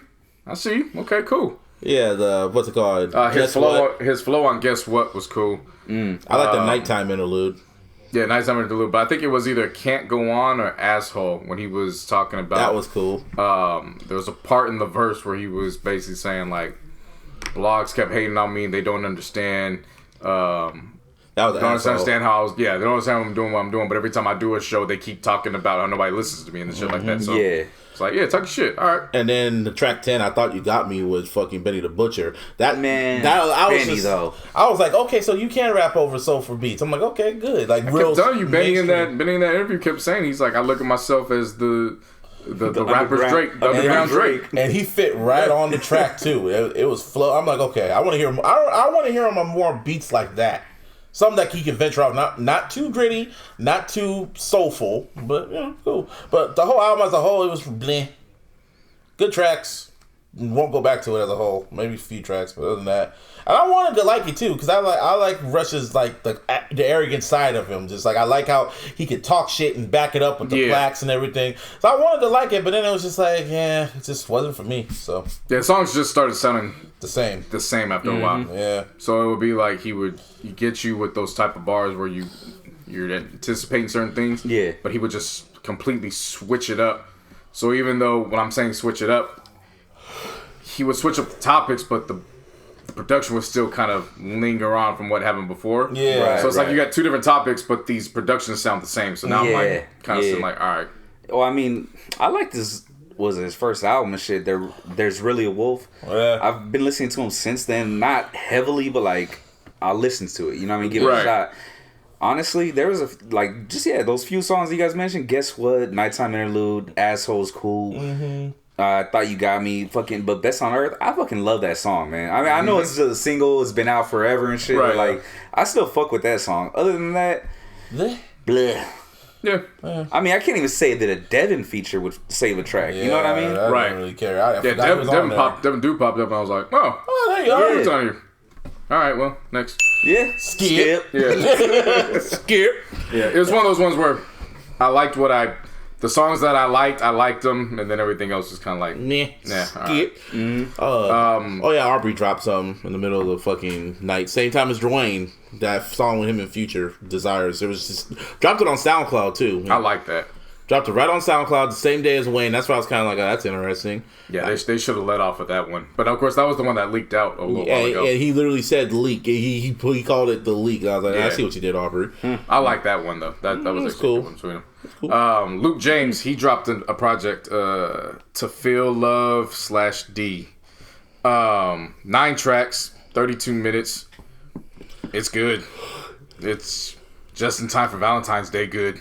Oh. Very good. He's got Crit featured on the track Traveling. And then he's got Go Girl, which he shot the video for with him, BJ the Chicago Kid, and Ro James. That one's good too. Like, if you're going to be a fan of R&B, this is the perfect album for you. And then Terrace Martin dropped, I don't know if it's a studio album or a live album, but it's 5 tracks, but it's 55 minutes. So it makes me think it's a live album, like he's just incorporating everything. I didn't get a chance to listen to that, and I told Busby, I'm like, I'm not even going to try to rush to listen to that, because I fuck with Terrace Martin to the highest degree. That seems like a mood album. I will never rush a Terrace Martin project ever, so I'll have that next week because I want to sit with that. Oh yeah, we didn't talk about what's her name last week. Megan, she dropped BITCH. Martine, you were quite disappointed with that. Yeah, I basically said that I'm not gonna listen to Megan until she makes something good because to me, that ain't it. Scared. Try again. Yeah, I was let down by that too. I was too. Because of how they're hyping up how they're hyping everything up, and then of course the sample. She's becoming a little too hyped. It's like, oh yeah, she was in a Super Bowl commercial and too. I've been calling that, man. It's getting to that point now. I'm kind of getting annoyed by it now. It's just like, okay, she needs to just deliver because she hasn't even dropped them. Not even Cardi or Nicki. Well, Nicki had the bars and the great features for it. Megan arguably does not have a great feature. Like nothing memorable to me, at least. Yeah, I'll second that. And maybe like Hot Girl Summer, maybe, but that's more of Nicki's verse. And I don't like that record. But what's Meg been featured on lately? Just in general, she was on fucking I See It in My Head. She was on Maxo's album. I remember that. She was on Maxo's album. Maxo, okay. She was on Baby's album, the Baby's album. She was on fucking the Nicki and Cardi. I'm trying to think what other ones. But that was her record. She wasn't featured. Yeah, no, but it feels like she has. I feel like she's been on something else. Oh, she was on the remix to I was gonna say Lizzo, but that was the Baby. I gotta feel she's been on hella. I feel like she's been featured heavier. I think that's one of the reasons why she doesn't have anything memorable. Mm-hmm. You're not putting her up with the heavyweights, the heavyweight artist, where she has to show out, be accountable. Because that's what Nicki did. You know what I'm saying? Cardi I think that's the difference. I mean, I'm not trying to throw her. Like even Maxo out-rapped her though, bro. Yeah, but Max was a rapper. Like, you know what I'm saying? Like, but so was Megan. And I heard Big Old Freak, and I heard that first. She was on the Talk Khalid remix. Yeah. Yeah. And then I haven't heard it. And then she was on another remix that's on the fucking Birds of Prey soundtrack with what's her name? Naomi? Not Naomi. What's her name? Or No Name? One of them chicks. But yeah, she's on that one, but nothing really memorable. Nothing's memorable. And I hate saying that. I want her to prove me wrong because she's in the studio. And I want her first album because Fever was the first taste. Yeah, when I say heavyweights, I'm not strictly just talking about rappers. I'm also talking about just heavyweight names. Yeah. In general. Like, you know. She was on Chance's album too. Chance is not a heavyweight. Yeah, well, the way they were propping him up, he was like, well, let me put it this way. You're naming her peers. I'm talking about 3-point stance. GCJ. Which was that? Huh? Which one was that? It was a single. That was a single. Like legit. Her song or no? That's Juicy J's track. When did that come out? Last year. The end of last year. If I'm you not dropped mistaken. a project recently? No, just a single. I'm not diminishing that. Mm-hmm. I could just understand how that wouldn't make it. What I'm saying is a heavyweight that has a project. Actually came out June 28th of last year. So that's like dead summer. That was her time. Her coming out year. That was the middle of the hot girl summer. Yeah. Interesting. Yeah. I'm just saying she was on Chance's album. She was on Maxwell Cream's album. But I'm just saying like nothing's really like awed me like what Nicki or Cardi did. Nothing's really that's standing out. It's just everything's based off internet hype. Everyone's on social media hype. And I think that's what's getting annoying to me now. It's like, okay. Because this morning, we might as well get to this shit. After Super Bowl weekend, when I wake up from my depression sleep, I go on Twitter. Depressive slumber. Yep. Just went. Good morning. That was the wake up? Yeah. Shit. I go on Twitter at 5 a.m. and Twitter is in an uproar. Oh my God! Okay, it's happening. Everybody stay calm. What's the procedure, everyone? What's the procedure? Stay calm. And G-Eazy, Oakland stand-up. Video came out from G-Eazy's IG story, and he is cuddled up to Megan Thee Stallion. And not only is he cuddled up with her, she's wrapping them big old thighs over him, and he is kissing her cheek, and she's rolling her eyes over her face, rolling her eyes in the back of her head. Like, he's eating her face. Yeah. Seriously. And it's making it look like they're just fucking, and Black Twitter lost their mind, because it's the second day of Black History Month, and she's with a white boy. To me, I'm like, Oakland, stand up. Yeah. It's different out here. Yeah. For real. Niggas was just shot. Black Twitter was just losing their mind. Look, man, the Niners lost the Super Bowl. The Oakland lost the Raiders. We just trying to hold on to something. So we gonna take your bitch. You coming with me? Yeah, we gonna get something. I mean, Black Twitter was losing their fucking minds. I was like, so what? She was with everybody. Trey Songz, Moneybagg Yo. G-Eazy, man. They don't know. Man, they just see a really white rapper. don't know about G-Eazy. And plus, she loves anime, man. Of course, she would love white boys.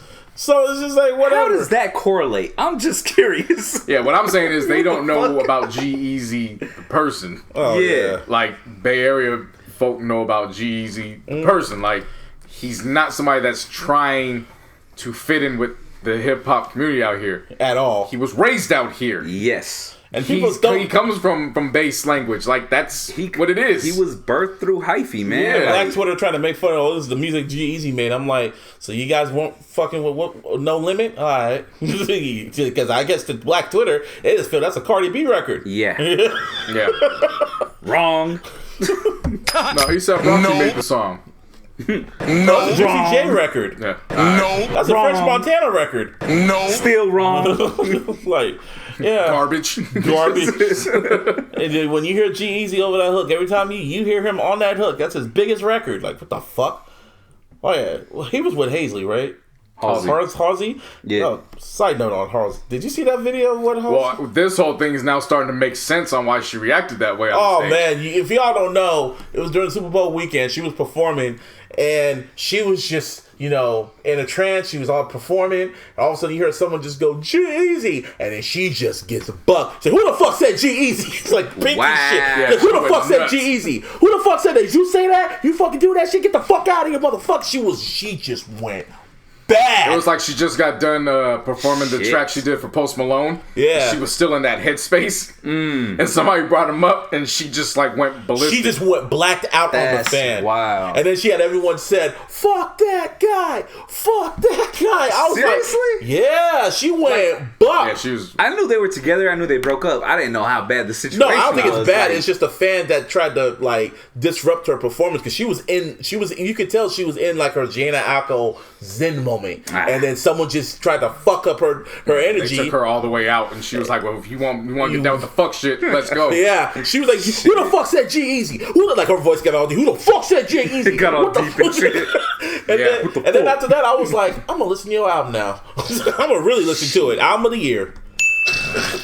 I like that. I respected that. Yeah, he re-listens to the album, and I was like, it hit different now. Huh? Yeah, you hear what she's saying, huh? Yeah, she on that Oakland shit. But back to G-Eazy, Megan. Yeah, Black Twitter lost their mind, and fuck it. If you think it's fucking publicity, I think it's for publicity because, well, let's just add everything up in the past year. Yeah. Was she with Moneybagg Yo was the only thing that pretty much looked like it was real. Yeah. Because then out of nowhere, here comes Trey Songz for like a month. Right. And then it goes quiet. And then there's like Wiz Khalifa for like 2 weeks. Yeah. And then it goes quiet. And now it's G-Eazy. And it's like, I'm not looking at it sideways in the sense of other people looking at it like, oh, well, she a hoe. Nah, fuck that. Yeah, if you're gonna rock Hot Girl Summer, be Hot Girl Summer. That's your brand. Right. Cool. Yeah, whatever. Right. I'm not saying that. What I'm saying is from a label perspective, this shit looks funny, like they're pushing it on her. Yeah. Where it's like the songs aren't working. Okay, go jump with somebody who's somebody in the industry. Like Moneybagg Yo is more on the I don't want to call him underground, but he's not on the mainstream surface yet. Yeah. So okay, let's go take it to Trey Songz. Okay, that doesn't work. All right, well let's try to put another song out. Okay, let's go to Wiz Khalifa because Wiz Khalifa's a big pop star. Let's put you with Nicki Minaj. Okay, damn, Wiz Khalifa's still, damn, he's still not hitting you to the demographic. All right, now let's try G-Eazy. That's what it's like. I see what you're saying. Yeah. You know what'd be wild though? If those are all her features. Probably are. Oh, yeah, that's good marketing. Yeah, that shit would be crazy. But the reason why I thought it was staged, I'll be honest with you, the one reason I didn't see him grab the ass. Oh, he did. Nah, bro. There's another video. There's another video. I seen one video. The one video that I saw, he's grabbing. It looked like he was like, I don't know if I want to do this, like kind of shit. Nah, I know that. Like I said, I gotta see the other video. The other video, because the first one, it didn't look too convincing. No. He was ripping that ass. All right. Yeah, he knew what to do. Oakland. Oakland? Yeah, the other video looked like he was at the Super Bowl party and he was like, damn, these some good chips. And grabbed the whole fucking handful. Right? That's exactly what that looked like. Yeah, but Jeezy, I mean, whatever. When it comes to this Megan shit, I want her to show and prove. I want her to prove now, because I'm getting tired of all the social media hype. Not even Cardi had this type of hype. Nicki kind of did, but she already kind of showed it already. I want that. I hate to say it. Bars, bro. I want the monster verse. How about that? Ooh. I want something like a feature or a moment that's gonna define her. That's what I want. Because Nicki got that with the monster verse. Cardi got that with Bodak Yellow. I want that for fucking. Yeah, that's what I'm saying. Like that's what's missing. But yeah, that's what I want. That's the moment I want from her. All she has is a big old freak, and that's cool. But nah, it's like that was the coming out party kind of. Yeah, you know what I mean? Coming out party. Now it's like, who are you? Who are you really? Define yourself. You know what I mean? And she can spit. I know she can spit. Mm-hmm. That's what I'm saying. Like, I want to hear the bars. I want this shit to be like what it's supposed to be. Yeah. The fact that she can rap and be sexy and do, you know what I mean? Show why you're the third wheel. Show why you're the third female. Yeah, what's it called? Three-headed monster ish. Yeah, but she's not the only one that's in relationship rumors. Who else? Y'all see the rumor about Rihanna and A$AP Rocky? Yeah, that was funny. Yeah. They just lost their mind with that shit. A whole lot of motherfuckers was pissed off about that. What, this is weird like, to what me. the fuck? Come on, man. Like, y'all didn't stand a chance anyway. How are these niggas and females getting so angry with who these celebrities are fucking and sleeping with? My thing is, how do you have the audacity when you talking about leaving $70,000 on the table to go have lunch with Jay-Z? Shit. Black Twitter, like social media is just Meg wild. Stallion Megan Riri ain't fucking with you at all. That's not even common. Like, nah. These motherfuckers really live vicariously through these public figures. Oh, did you see the chick that Instagram, dog? Yeah. Did you see the chick that saw the picture of Lori Harvey, Jordan Woods, Normani, and then I forgot who the other friend was. You know, they all went on that Jamaican trip. That, Did you see the comment about the chick that does not know any single one of them? She was like, I'm going to be talking about this vacation for a long time. And niggas was like, you talking like you was on this fucking trip. What is wrong with you? Yeah, they always put them up there on a pedestal like this is the fantasy life. In real life, these are just regular ass motherfuckers that got money. Or maybe don't got money. They just know how to put on a facade and they know the right people. Instagram's a hell of a drug. Social media is a hell of a drug. I can't wait to take them likes away. I'm saying Instagram because, realistically, bro, that shit was plastered all over fucking Instagram. Yeah, I know. Same everywhere. That picture? No, all of the videos and pictures. You know what I'm saying? Social media. Whereas period. Twitter, it didn't hit that hard. Yeah. It was more commentary. You know what I'm saying? Yeah, and it's just weird. Like people live vicariously. Then the A$AP Rocky shit, people are commenting about. People, it's just jokes. But no, some of these motherfuckers are dead ass serious. Like, oh, Rihanna's just someone left a whole quote saying Rihanna just never wants to be happy. She's always jumping from relationship to relationship to relationship. I'm like, nigga, who the fuck is you? Can we talk about A$AP Rocky though? What did he do now? From last on the train to the head of Anti. Round of applause for that man. Last on the train. Last on the train. Oh, you didn't hear about him telling the story about when he was 13 and he was getting bullied while they was running the train. Oh, that shit. Last on the train. Okay. Slipping on semen and shit. Yeah. Yeah. Yeah. So, what's next? Ooh, it's a topic I've been waiting to get into, boy. Atlanta's own Pastor Troy. And I've been waiting, baby. So Pastor Troy is under the idea or the ideology that he ain't won a Grammy because he ain't out here doing what Lil Nas X is doing. Yeah, making hits for the LGBTQ plus community. Did y'all see this shit? I read half of it and kept scrolling. Seriously, bro, I couldn't stop laughing from the first two sentences that Pastor Troy took the picture of Lil Nas X in his pink getup at the Grammy Awards. Right. He goes on this tirade. It's on Instagram and he says, "Well, guess I won't be winning a Grammy if this is what I gotta wear. They love to push this shit on our kids. The other day, Applebee's had some punks kissing and laughing, eating mozzarella sticks." What? Alright. Rewind that. Shit. Punk kids kissing. The other day, Applebee's, and he added Applebee's. Of course, you gotta at them.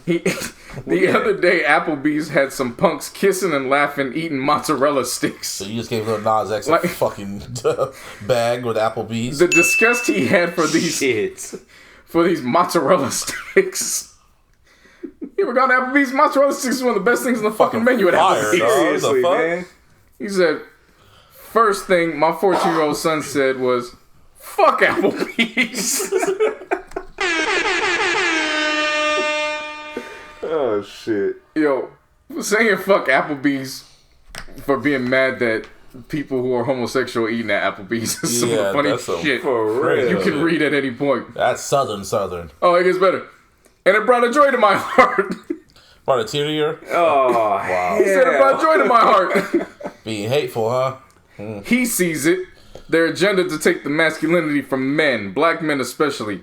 Some may say, he making money. RuPaul do too, but I ain't bumping his CD. But when is... RuPaul's dropped an album since the 90s, bruh. Seriously. Nigga. And who listens to CDs anymore? Nigga.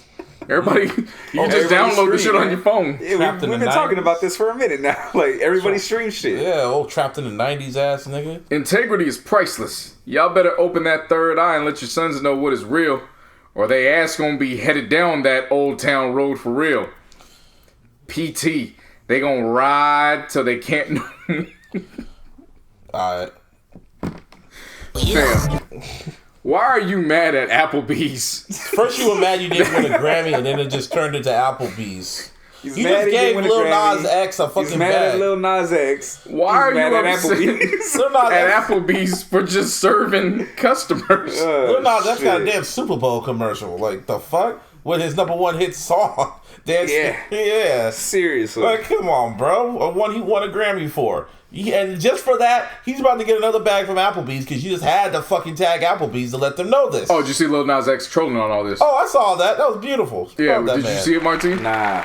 Oh, so he read all this, and so he was like, he took that picture that Pastor Troy posted, and he said, damn, I look good, though. Damn, I look good, though. And then he went and made another tweet, and it was basically this nigga getting mad because niggas. No, he was like when Pastor Troy go to Applebee's seeing punks eat mozzarella sticks, and I don't know if it was a GIF or a video, but it was just basically somebody just being mad and angry at the fucking world, like calling it for what it is. And I was like, this nigga knows how to use social media. This nigga, awesome. This nigga. Well, I mean, you like the troll. The people's troll. Yeah. You know what I'm saying? Like, it ain't just like a kid, troll. Bro. You know what I mean? Well, but you gotta understand what I'm saying. Like, it's... Like, he knows, though. You know? He knows how to play the game. Yeah. No, exactly. And make himself the winner every single time. Also, the dude was a former Bard, too. He was a former Nicki fan. That's the funniest part. He went and got a Grammy before Nicki. So... I'm just laughing like... Man, Pastor Troy, you think this is the reason why you ain't won a Grammy? Yeah, seriously, not your music. Yeah. Oh, speaking of, and I like Pastor Troy's music, but come on now, like, you think this is the reason why you ain't won a Grammy? Come on, bro. Also, shout out to MC Hammer too. Motherfucker got a Doritos. What was it Cheetos Super Bowl commercial? Cheetos. Yeah, the Cheetos Super Bowl for the commemorating the 30th anniversary of Can't Touch This. Yeah, I was like, wow. No, you also left out. Who? You left out The Rock in the intros. Oh yeah, that. How was this is another thing that made me frustrated. Rock's intro for the 49ers was more intense and more dope than his intro for the fucking Chiefs. He was like, and finally, San Francisco 49ers and the Chiefs. That's pretty much that's how it came off. Spot on. Like, he was so intense with the Niner intro. I was like, let's fucking go! No, Rock's the freestyle king, man. And Kansas City Chiefs. I mean, he freestyled every week on Raw when he did his promos. He was freestyle king. Don't watch that shit. No, but also shout out to John Cena too, man. Nigga got like 4 fucking commercials. He was in like 4 of them. The Fast and the Furious one. Then he had Dom's brother. Huh? He's Dom's brother. And he's Dom's brother. Dom's brother, yeah, of course. Then he was in the one with Jimmy Fallon for a beer commercial. Then he's in a chip commercial. And then fucking Fox kept running that fucking SmackDown promo. Shit, I didn't think about that. Yeah, but he was in there even though he's not on SmackDown. But it was just like, damn, he got 4. Go ahead, Cena. Yeah. Now you know what Rock meant. Now you get it. Get that money. So I forgot to ask this too, Martin. So we didn't have any alcohol at my place yesterday. Everybody's just chilling. Y'all have any Coronas at your place with the coronavirus? Nah, man. But you know what? My godfather had the Modelo virus As soon as I got there, you know what I mean? I seen him, he was, you know, lazy eye moving all over the place. Yeah. That Modelo virus, I don't know, man. That might be the next gen. That shit is spread teen. Shit. So the first case out here in Santa Clara County, like Saturday, I think. Yeah, but they were saying it was kind of contained. So it was like, yeah, it's bad. It's cool. I'm like, okay. I'm waiting this out to see if it's really something legit or if it's like how they did the swine flu or the bird flu. Dude, I remember Lil Duval had a whole list of everything that happened in the last decade of all the fucking things that were supposed to kill us, from terrorists to Bush to Obama to SARS to fucking all the other flus, and I'm just like, what's next? Remember when people were calling Justin Bieber the Antichrist? Shit. Yeah. Speaking of Bieber, he dropped a new single with fucking Kalani. Yeah. I ain't listening to the album because not because I don't have faith in that song, because I've heard good things about the song. It's just it's looking sad on Beeb's part. Beeb looks like a meth head. I'm not even talking about that. Just the rollout for this album, it's just looking sad. I mean, just the whole begging part. Yeah, it was just for that single. Yeah, but still, he dropped the remix to Yummy, dude. He dropped the remix to Yummy on Super Bowl Sunday with Summer Walker. I'm like, good job, kid. Okay, yeah, great timing. That was great timing. You pissed me off, and then you released this shit. All right, no one wants to listen to Yummy after a damn Super Bowl, win or lose. Why would I want to listen to that shit?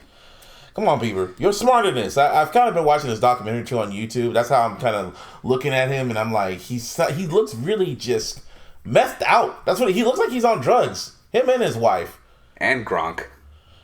Well, Gronk is healthy. Just to get back to it. Gronk is, you ain't gonna say Gronk look like no meth head. Bro, I swear he does though, man. Fucking dark circles right. Anyways. It's the muscle going away, bro. When you see you don't need no more muscles in your neck when you ain't playing football. Yeah, he's living the life, man. Hopefully healthy. But Bieber, he's about to drop another track too with Quavo. I saw that. He keeps dropping. It's like, the album's dropping next week. Stop dropping shit. For real. It's just the singles. He think the Yummy track. Well, shit, is every fucking song on the album a single? Goddamn. Yeah, it's only 14 tracks. So he's putting out the whole album. Shit, he put out 25% of the album now. No, he's only 3 tracks. How do you know the remix? You said the Quavo one is gonna come out. Yeah, but that's 3. And the remix. No, the remix already out, and that's not on the album. How do you know that? Because it would have been highlighted. Because everything's getting highlighted, like the fucking. It says the pre-order, and you see the tracks popping up. I'd be surprised if you see a track 15. You right? Know. I don't know, but I don't. People are still mad at Yummy. I still kind of low-key like the song. You just said, man, I ain't trying to listen to this shit right now. No, at that point, I'm not listening to that. That's how I know Yummy ain't a good song. Any fucking good song, I'll be like, No. Let me go and play this right now. After the Niners lost, I don't want to hear nothing. I didn't want to hear nothing except darkness. I don't want to be Shit, every time we lose, I always tend to go to Return of the Mac. Gotta get my spirits back. Gonna bounce back. I know, man. It's like you want to hear something good. Yeah. Hey, Stevie Wonder brings. I should have listened to Stevie. That would have made me a little happy. Then it would just made me. I would have been more joyous if we fucking won.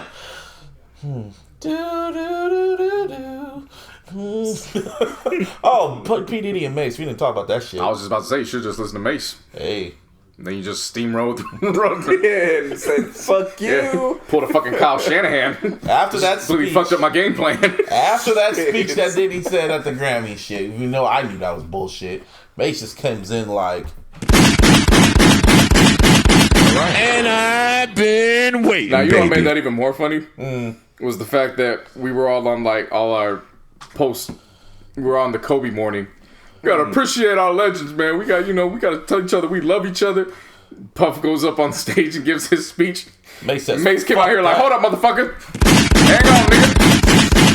I've been waiting, baby. Mace was just, I didn't know him and Diddy had a falling out. I didn't know how him and Diddy had a falling out, but that was kind of. Well, I mean, he was a bad boy artist, so it ain't hard to fathom. Yeah. I mean, I even said, what's it called? I think it was on Mrs. Wallace's book or memoir. She said she talked about Biggie's publishing and said there's a chapter about that made her look at Diddy sideways, which kind of makes me wonder if Biggie was still alive and still on Bad Boy, him and Diddy would probably have a falling out. But you always just gotta believe that God don't make mistakes. Yeah. Even in the most horrible of tragedies, we always tend to think of what we would think of how things will play out. Yeah. Not necessarily what could possibly happen on the whole other spectrum. Yeah. If, unfortunate demises take place. Yeah. Right. Because like you're saying with Big, everything looked good on the surface. Who's to say that after that life after death check came to him with going diamond? Yeah. and him realizing, wait a minute, this ain't the fucking money I'm owed. Yeah, you see the track record. I deserve more. Yeah, when you see the track record with everyone that's been on Bad Boy, everyone's been like, fuck Diddy. Like, Jadakiss wanted to drop a fucking refrigerator on his fucking head. So it was like, this is true. Like, I mean, shit looks like a Shine. And Shine too. Shit. Shine wasn't even about money. He's trying to protect it. Shine had to take the rap. Yeah, it was like, it's either gonna be you or me. Well, it's gonna be me, and it's definitely gonna be me 3 times over. So let me get that. You ain't gonna need that publishing anyway. So here, take the case. Remember the band? Band, and broke them niggas up even after they went gold. Like, yeah, so Diddy has a whole. Nigga didn't even let them get their own cheesecake after taking their publishing. Yeah, then you got Joe Budden comparing Diddy and Hov to Martin Luther King and Malcolm X. Don't take that shit out of context. Yeah, please keep it in context. He went back and even clarified that shit himself. I'm saying, but then after that, it's just like, and then you see this shit. Now read what Mace said, or paraphrase what he did in Mace's voice. Oh man, do that Puff Daddy-ish, son. No, you gotta be like. No, that's what he did on the 112 record. Oh, well, okay. Yeah, see. So how much you know? I just know his voice, just his little high pitched voice ish. Nah, I be knowing them ad libs and them intros. So he says, "I heard your Grammy speech." He added Puff. Of course, I heard your Grammy speech about how you are now for the artists, about how the artists must take back control. So I'll be the first to take that initiative. Also, before we ask if other ethnicities to do us right, we should do black people better as well. Yeah. Boom, boom, boom, boom, boom, boom. And I've been waiting, baby. Yeah, no, I read those first few sentences and I was like, ooh, let me get some popcorn. This is going to be a good read. Mm-hmm. That's the one when you taking the shits and then you read something. Oh, yeah. Take my shit. It's going to be good. That was, yeah. Let me get my wipes ready. That's one of those ones where you're feeling really sad about Kobe. You forget about that for about 10 minutes. You're like, juicy. Let me get back here real quick. Said, especially the creators. I heard you loud and clear when you said that you are now for the artist. And to that, my response is, if you want to see change, you can make a change today by starting with yourself. Ugh. Yeah. It's a bar. Yeah. Nigga should have told that to Cam years ago. Your past business practices knowingly has continued purposely starved your artists and been extremely unfair to the very same artists that helped you obtain that icon award on the iconic Bad Boy label. For example, you still got my publishing from 24 years ago in which you gave me $20,000. Oh, wow. Which makes me never want to work with you as an artist, or which makes me never want to work with you as any artist wouldn't, after you know someone is robbing you and tarnishing your name when you don't want to comply with his horrendous business model. Look, I love you, Mace, but you should have took some of that $20,000 and put it towards grammar. Because goddamn, I'm running out of fucking sentences now. He was. I'm like, look at you know how good I read. I'm looking at this shit like, you know he was typing. He was typing in speech. Just paraphrase everything. In the end, hey, look, man, look, 24. You still can't escape Kobe in this. 24 years ago. Oh, well, my God. Yep. However, people could always ask, what's up with Mace? So I'll be forced to still perform to not look crazy when I was getting peanuts and the robbery would continue. Even when he came back. But again, I rode with you in the face of death without flinching and you still wouldn't do right. I never said anything because I wanted to wait until I was financially great so I can ensured that I was addressing this from a pure place and not out of spite. To add insult, you keep screaming black excellence and love, but I know love isn't free. So I offered you $2 million in cash just a few days ago to sell me back my publishing as his biggest artist alive. That always shows you respect for you giving me an opportunity at 19 years old. Your response was, if I can match what the European guy offer him, that would be the only way that I could get it back. Or else I can wait until I'm 50 years old and it will revert back to me from when I was 19. You bought it for about $20,000 and I offered you $2 million in cash. This is not black excellence at all. When your own race is enslaving us, if it's about us owning, it can't be about us owning each other. No more hiding behind love. You changed, then give the artists back their money so they can take care of theirs. Remember y'all said you wanted the Revote Award? There's a reason why I didn't want the Revote Awards. Nah. Everybody gonna want a Revote Award. Yeah. In the form of they publishing. Yeah. Yeah, Diddy shouldn't have spoken. Didn't he rob them white girls too, Dream? Yep. Yeah. Told you about Dream. He robbed everyone that's been on Bad Boys. He's fucked them over, man. He's no different than Birdman. At least Hov gives a fuck, from what we can tell. You know the story about Jodeci? How you screwed? Wait, what? How do you fuck them over? Well, you know his connection to Jodeci, first of all, right? One of them is his cousin or some shit? No. What's the connection? Puff was the head A&R at Uptown. Oh, yeah. That part. Yeah. Jodeci was there. So he discovered Jodeci. Yeah. All right. So, yeah, remember, he's still at Uptown. This is going on. Okay. Well, if he did this with Bad Boy, you can imagine the kind of deal that he presented to them with Uptown.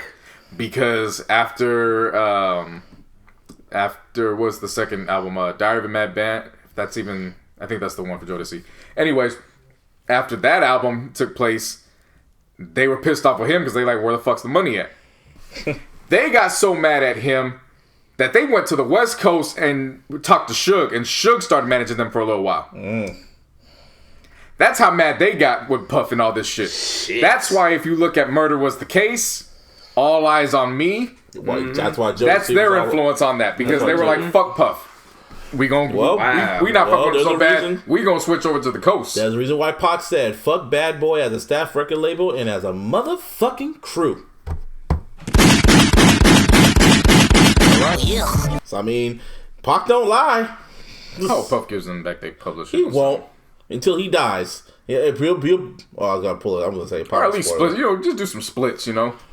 Something. I'll give you your whole publishing back. In a while, but let's split. You know what I'm saying? He's never gonna give that shit back. There's a lot you can do. Because I mean, if it's been 24 years, then that means Harlem World's coming up on. Harlem World was 97. Mm-hmm. He ain't never. Harlem World's coming up on the 25th. One of those anniversaries. Some of those years from those anniversaries. It's gonna be worth something pretty soon in a couple years. He ain't never gonna get that shit back. He's not. Mason's only 42, I think. Damn. He still got 8 years to go till he gets 50. Shit. It's even more crazy. Yeah. I just realized something. Think about that. Mason and Kobe are the same age. Yeah. It's just nuts. It's even more crazy. I was thinking about Diddy, and I'm thinking about when the hell was fucking State of the Culture coming back? Oh, he said next month. Oh, yeah, Joe Budden said next month. Which means probably the end of this month. The end of this month. Yeah. Check. I was watching Everyday Struggle, and I'm like, that shit's still on. And I was like, where the fuck is State of the Culture? Yeah, Joe said that probably the end of this month or the start of next month. Whatever. But Mace ain't the only one that got it great. Diddy, who else? Khalees airing it out with the Neptunes. And I've been waiting, baby. Face or something and took her publishing. Read this. Don't read all that. Just get to the. No, I got it because this one actually involves out the studio business with her. Right, she says, I was told we were going to split the whole thing 33% across the board between her, Pharrell, and Chad, which we didn't do. Instead, he blatantly lied and tricked me, pointing specifically to the Neptunes and their management and their lawyers and all that stuff. So as a result, she says she made nothing from sales for her first 2 albums, which were produced by the Neptunes. But she did notice for a few years because she was making money from... But she didn't notice for a few years because she was still making money from touring. And just the fact that I wasn't poor felt like it was enough. She then sighs that their argument is, well, you signed it. And I'm like, yeah, I signed it because that's what you told me to do. I was young and I was too stupid to double check. They were your friends. So the reporter's asking her, they were your friends, so you trusted them. She's like, yeah, and it was amazing. We were all friends. She doesn't sound angry as she says, no, I'm just stating the facts. And then I proceed to ask why she isn't angry. To be honest with you, I think if it were not because of my faith, I feel like that would probably be the case. That's very clear to me, especially being on a farm, that whatever you put in the ground, that's what's going to come back to you. Let's see. She says she's seen Pharrell a few years back. He was performing at an industry event, and she was in the audience. And he did that thing to me he's notorious for, which is making a nod from the stage to someone in the audience, so it seems like there's mutual respect, when in reality... So then she throws her head back and laughs. I'm like, okay, I'm not gonna yell back. You stole my publishing! So you end up nodding back, and everyone thinks everyone's okay, like whatever. Would she work with him again? She looks at me as if I have asked if she would jump into a Shark Tank. At this point, there's having faith, and then there's also just stupidity. Okay. So who else was on Star Trek? It was... Khalees, Clips, Tiana Taylor, Nerd themselves. Snoop was on there for an album, which was RNG. Buddy. And then he left and then went to I Am Other with Pharrell by himself. Slim Thug for the album. Slim Thug, yeah, I remember that. which was a big deal in the South because a lot of people were looking at him sideways because of his Swisher House association. Right. And they felt he should have came out in the Swisher House. I remember that. She's like the only person that's really talked about Pharrell. Weren't there some pop acts? Not that I know of. I think there were some pop acts. I can't think of any. But I'm just saying, Diddy has a whole legion of people say they want them published. This is the first time I've ever heard anyone say shit about Pharrell and not giving the publishing from Khalees. Well, read the fucking contracts and you won't be in this position. But that's, it's hard for me. That's easy for me to say when you're a young artist trying to get it. Then again, yeah, I remember watching that Lou Pearlman documentary on YouTube about the boy band shit, and there was this one chick that was like, she used to be a pop act, and she was working with Lou Pearlman as a manager, and her lawyer looked over the fucking contract, looked at her and said, "This is the worst contract I've ever read in my life. If you sign this, it's the end of your career." Well, she said, "Well, I need to get a fucking plaque, so sign the contract." Yeah. That's the thing I was gonna say, man. It's like when you're that young and shit, you're just naive to the whole game and shit. I mean, the lawyer literally told her flat out, "You sign this, it will be the end of your career." Yeah. And she signed it anyway. Yeah, of course. I'm forgetting the one big pop act. I'm forgetting. Who? Robin Thicke. Oh, yeah, he disappeared. Oh, shit. Yeah, he disappeared after Blurred Lines. I remember when he had Roscoe P. Coltrane. Yeah. I thought he was going to take over the underground. No. I really thought he was... Yeah, thought he was on the underground with that. And none popped. What else there? Terry Crews. Somebody did this. Yo ass on the fucking stage, you old fucking cone. Terry Crews. All of that time... She'll let that nigga grab your dick. She'll let that dude jerk you off, man. He wanted all the sympathy in the world. Should have let him jerk you off. He was mad. He was attacking everybody. And as a result of that, black women were still blaming black heterosexual men, which I still don't get. I don't get how they do that. What the fuck I did? You don't support Terry Crews? Fuck you. What the fuck are you talking about? I got nothing to do with that shit. Like I said, fucked up what happened to him. It just shows how they like projecting their beliefs onto social media onto you. Yeah, so it was all, we fight for Terry Crews. We stand with Terry Crews. We believe Terry Crews. Fuck is we. And then when the time came for Gabrielle Union to voice her grievances about what happened on America's Top Model. No, not America's Top Model. America's Got Talent. Yeah. And her falling out with Simon and her getting pushed off the show. Because of racism in them crackers. Terry Crews comes out and he's like, well, I don't know what she's talking about, but I had great experiences on that. What kind of shit is that? Yeah, literally threw her under the bus and doubled down on it too for a good. Yeah, his response on the double down was incredible. Yeah, motherfucker said, I ain't gotta please no woman but my wife, not even my daughters. And I was like, yeah. Not even my daughters, my mom. Yeah, I was like, bruh. Excuse me? Literally, he was being an asshole. I was like, that's the 3 demographics. I was like, don't add grandma in there. You got 4 demographics you gotta please. And then he apologized. Probably did though. And then I think during Super Bowl weekend, he apologized to Gabrielle. That bullshit ass. And even Dwayne Wade said, "You need to log off, bro." In the middle of his Kobe morning, he was like, "Yeah, you need to log off, bro." Yeah, see, Dwayne Wade got that Mamba mentality.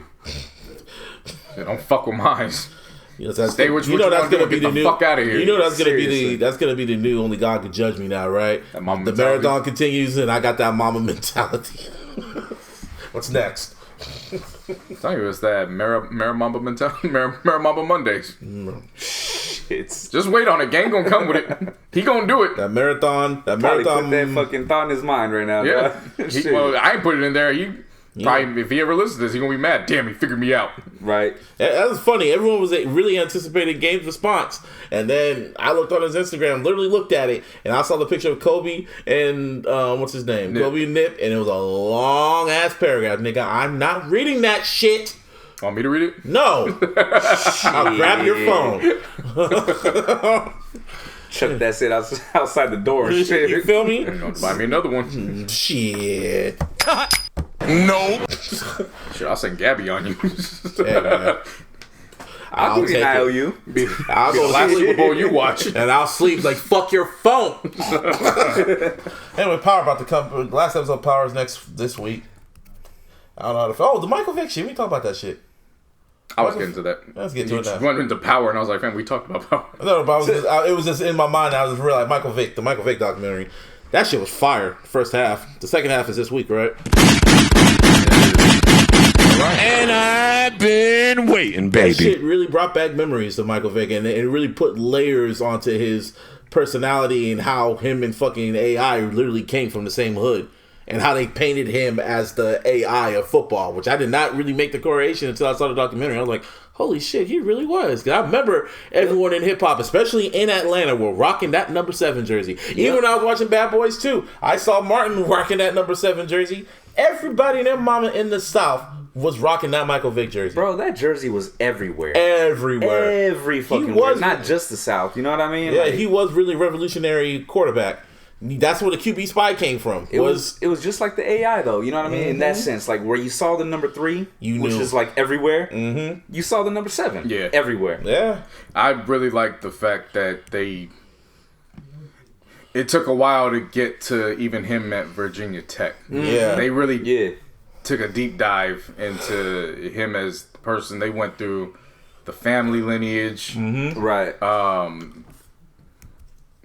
You could always tell there was that Iverson comparison, but I never really from thought me, of it wasn't even like doing research where it's like, oh shit, they are from the same place. Yeah. You know what I'm saying? Yeah. Then, like Buzz was saying, like, when you're seeing it in front of you, it's like, oh yeah, duh. Yeah. Okay, yeah, now that makes sense. Only thing he didn't drop was a rap album, and thank God he didn't. He was in rap videos. He was in rap videos. He was in videos. You can do cameos and do that, be in the clubs, but do not rap, because he knew he couldn't rap. So Well, them both being from Newport News and shit, like, he's my favorite football player, like when he was playing, you know what I mean? He was mad. He was a fucking terror. He was my favorite football player to watch and shit. I knew that. So whenever they put it up there, I was like, that's dope, man. But I thought y'all actually did a lot, like the whole research behind the it. NFL stuff was cool, but it was what they were talking about when he got to Virginia Tech.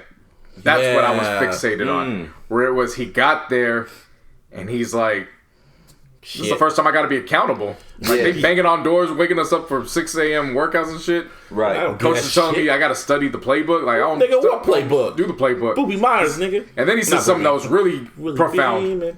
And he's like, this is the first time I'm around white people. Yeah. And I'm like, fuck. Yeah, he's right. Yeah. That is an extreme change, especially going to school in the South. And you're around all those fraternities. Like, yeah. And then I thought it was funny how he went back home at one time. And when he was leaving, his best friend was like, fuck it, I'm going to go with you. And he's like, all right. And he was with me at college the rest of the time. He didn't go to school, but we'd be at practice. I think he was just watching TV on the couch. And he's like, and coach didn't talk to him like, you know, he was a hoodlum. He talked to him like, you know, you got to keep Mike away from all these guys, you know, got to protect him. Like, he treated him like he was on the team. Yeah. And I was like, that's the power of having a fucking gift that nobody else has. You take your friend who ain't even at the fucking school and we just gonna put him on the sideline. Yeah, like, it gets to when he was about to get drafted to the NFL and how it was around that time period when they didn't see a quarterback. Like that was it the national title game? When he literally took it over in the first half? Yeah, against Florida State. Yeah, literally, I was like, damn, he literally took over that whole fucking game. Yeah. His aunt was the star of the show. She was fucking hilarious. His aunt. Oh, yeah. It was funny. Yeah. But when they showed, but then after that, they were just like, even who beat them? Who beat them? In the title game? Yeah. Florida State. Florida State just said flat out, like, yo, we've never seen a quarterback like him ever. He is the future. And, you know, even to the commentators, so then when they got to the NFL draft, they didn't know who was going to get him number one because they didn't think no fucking football team was going to get him. Yeah, and that's where I like where the transition went to. It stopped at Vick, and then they went and did a history of the black quarterback to lead into why that was taking place. And they brought up every fucking excuse that we still see today when you got Lamar Jackson. Yeah. They wanted to switch him at wide receiver, running back. They were trying to make a quarterback. They thought that Vick was going to be a running back or some shit. Yeah, but it was the full spectrum where it's like, it's all the questions that the black quarterback has to ask about where he is mentally. Yeah. That the white quarterback never even dreams of having to face in the realms. They're like, you can be the best athletically, you can throw the ball, you can do everything, but they will still...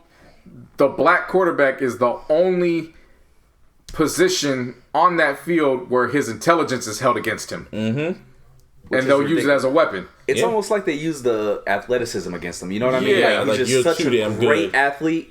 You're not going to play quarterback. Let's put it all this way. If there was no Michael Vick, there'll be no Patrick Mahomes.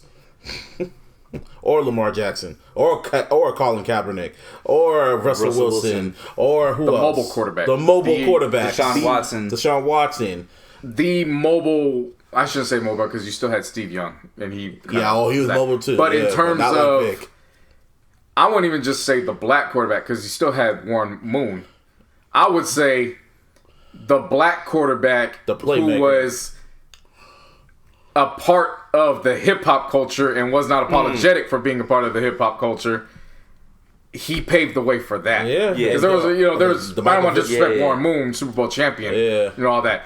But you are right in terms of not being apologetic for all that. Warren Moon didn't win one. But I'm sorry, there was another Doug Williams. Doug Williams. Yeah, thank you. Doug Williams. Like, Warren Moon, fuck. Doug Williams. Yeah. But Mike Vick was, this is who I am. And I'm going to be me, and I'm not going to change. God, and he had the NFL had no choice but to comply with that and say, "Fine, we're going to center it around Vick you." Experience commercial. He was the best athlete on the field, but man, his arm, he's just flinging it. Yeah, that shit was just undeniable, fly in the air. It would go 90 I love how they fucking showed yards. those commercials. Though. Like that shit was dope. The commercials were the receiver fly and shit. Yeah, Michael Vick Experience. That Michael Vick Experience is easily a top 10 sports commercial. Period. Yeah, I remember that. Easy. Like that, I think at that point he was there. He was. Yeah, there was no. If you were attached to the Mike Vick brand in any formal way, when that commercial hit, your stock was all the way up. You weren't worried about anything. Yeah, like seriously. And they said he brought culture to the Falcons. Like they said, like when you went to the Georgia Dome, it was like the club. It was like I was like, shit, that is true. Yeah, and how they tied that in just with the hip hop and shit. Well, not even just hip hop, but just how the politics in specifically Atlanta started shifting in the 70s, where you started getting more black politicians. Yeah. So now it becomes this I don't want to call it a utopia, but it becomes a staple place for black Americans to come and say, well, I can do it. I can start my own business. I can run for politics here. And it just keeps elevating to the point where you get to Vic. By that time, Outkast is already out, LaFace, and now it's become this industry. So when he comes in, it was a perfect timing. Yeah, now it's like, oh, we didn't just get a black quarterback, we got our black quarterback. And like as we said, Atlanta everything was 7 after that. And he was literally on Madden. Was it 04? Yeah. My God, I will never forget that game. He was God. he was God, and Curl Pepper and Moss were like the disciples. Vic was the only one where the QB vision. Vic was the only one where he could do that shit and he could turn it off and he could just start running right away. Yeah, literally. Hey, Manning, forget about it. You turn that shit off, he ain't going nowhere. You might as well just get stuttering for like 5 seconds. That's when the vision. I thought it was 05 when the vision popped up. If I remember, it was 4. But even if it wasn't, if it was 2005, whatever. It didn't matter. Like that's when Vic really showed out. Yeah, because he had his speed was at 100. Yeah, not 99, but 100. And then you had Warwick Dunn as your running back. You had who was the wide receiver? I want to say Price. Peerless Price. Then you had your fucking tight end, which was I still see him to this day. Fuck, what was this? Who was the tight end on the Falcons? I'm not looking at that 2014. 2005. I would say Crumpler. Algie Crumpler. Yeah, man. That whole team was stacked. And the fact that even the white boy receiver, what's his name? Don't leave him out, man. Brian Finneran. I'm just saying that, and the fact that fucking Jim Moore Jr. could not took the team to the NFC Championship, lost to the Eagles, but the fact they never won a championship is still fucking wild to me. Because he should have got that ring. That shit's crazy. Like, regardless of how I feel about the Chiefs, Patrick Mahomes winning that championship, winning not only the Super Bowl, but Super Bowl MVP, that's literally like a salute to Vic for, like, fucking, like, mobile quarterbacks. How you could completely take over the game and shit like that. Like, that he represents Vic, he represents fucking Lamar Jackson and all the mobile quarterbacks, including Kaepernick. It's just like, shit, when you use your feet, you don't need to just throw the ball, you can use your feet. Anyway, you still looking up at the whole... Nah, it's just a bunch of shit that I'm not even looking at this anymore. Yeah, but I just remember on Madden, they were fun to play with. I'll never forget that shit. Yeah. And then I like when, towards the end, I just like the fact that part 1, it's just all the good stuff. The mention of the dogs. Yeah. So this isn't a story about Michael Vick, just the dogs. I really like the fact, I love the 30 for 30s like this, where it's like, no, we'll get there. We're gonna help you understand what led to that. Right. It wasn't like he just came out and they just fighting dogs. No, we're gonna explain what that was going on. Like when he first got to the team. And then when he bought his first house, and he goes to the city where Oprah Winfrey went like 14 years earlier, and it was the KKK rally. And then how his boy, he sent his boy to the liquor store, and he's walking out, and the guys on the truck, they're like, lost? Boy? Yeah, and he's like, the fuck, I ain't asking where the fuck I was. So just that, and how he even gets to the house that ends up with the kennels. Like those little tidbits that get you there. And not only that, they also talked about his spending, how he was getting all that money, and how he was bringing all his family in there, all leechers. I'm going to call them leechers, because they're the scene. One of his family members was like, yeah, man, we got $100 million. And I remember when he said that, I was like, nigga, we? What kind of shit is that? Who the fuck is we? And I was like, damn. And they were talking about how Vic was just recklessly spending. And then there was one feature where his financial advisor. His financial advisor was like, well, how much money you got? I don't know. What? And he's like, all right. Oh, the part where he had this necklace and it was lost, and he was like, and he found it. It was in the couch, and he was like, "Yo, what is this?" It was like a Rolex watch that cost like over $300 grand or some shit. And he was like, "Oh shit, I was looking for that shit," and he just had it around, and his financial like, "What the fuck, bro? You know what this costs?" I don't know if you know what happens after this financial advisor. The next one, because that one should pop up in part 2. That's gonna be some shit. That one was a part of a Ponzi scheme. Ooh, shit. Yeah, part 2 is going to be low-key depressing. And I know. It definitely it's going to be. There's going to be some great spots in the end. But, oh, man, it's going to piss me off. Man, you guys left out a major point, though. What? How, when he got to it, or when he got to his height in Atlanta, nobody fucking told him what to do at all. That's the major. Because Dan Reeves was the coach, and he was the one that was kind of mentoring him. He even told his friends, like, hey, man, watch him. Just like his old coaches and shit. Yeah. But it was Dan Reeves, but then you fucking played him in the fucking preseason, and he was doing Vic shit, broke his damn ankle. He was out for the whole year, and I forgot who took over that year. The backup, or the fucking Falcons were Matt Schaub, if I'm not mistaken. No, it wasn't Matt Schaub. It was somebody else. It was somebody. Matt Schaub, he took over later when Vic left. But, no, it wasn't Matt Schaub. What year was that? He got hurt in 2003? 03, yeah. Doug Johnson. No, it was Doug Johnson. Yeah. Nah. It was what's the year after that? The year after that, fight Vic Place. He got stats in 2004. Okay. Or 03? Did you check 03? This is 2003. Oh, okay. Well, shit. Well, I'm telling you because it's saying starters. Doug Johnson's the starter. It was Doug Johnson. What the fuck? Yeah, that's why. And they went 2-14, and then Vic came back in like the later of the season to finish it out, just to give a preview of what was to come. I remember that.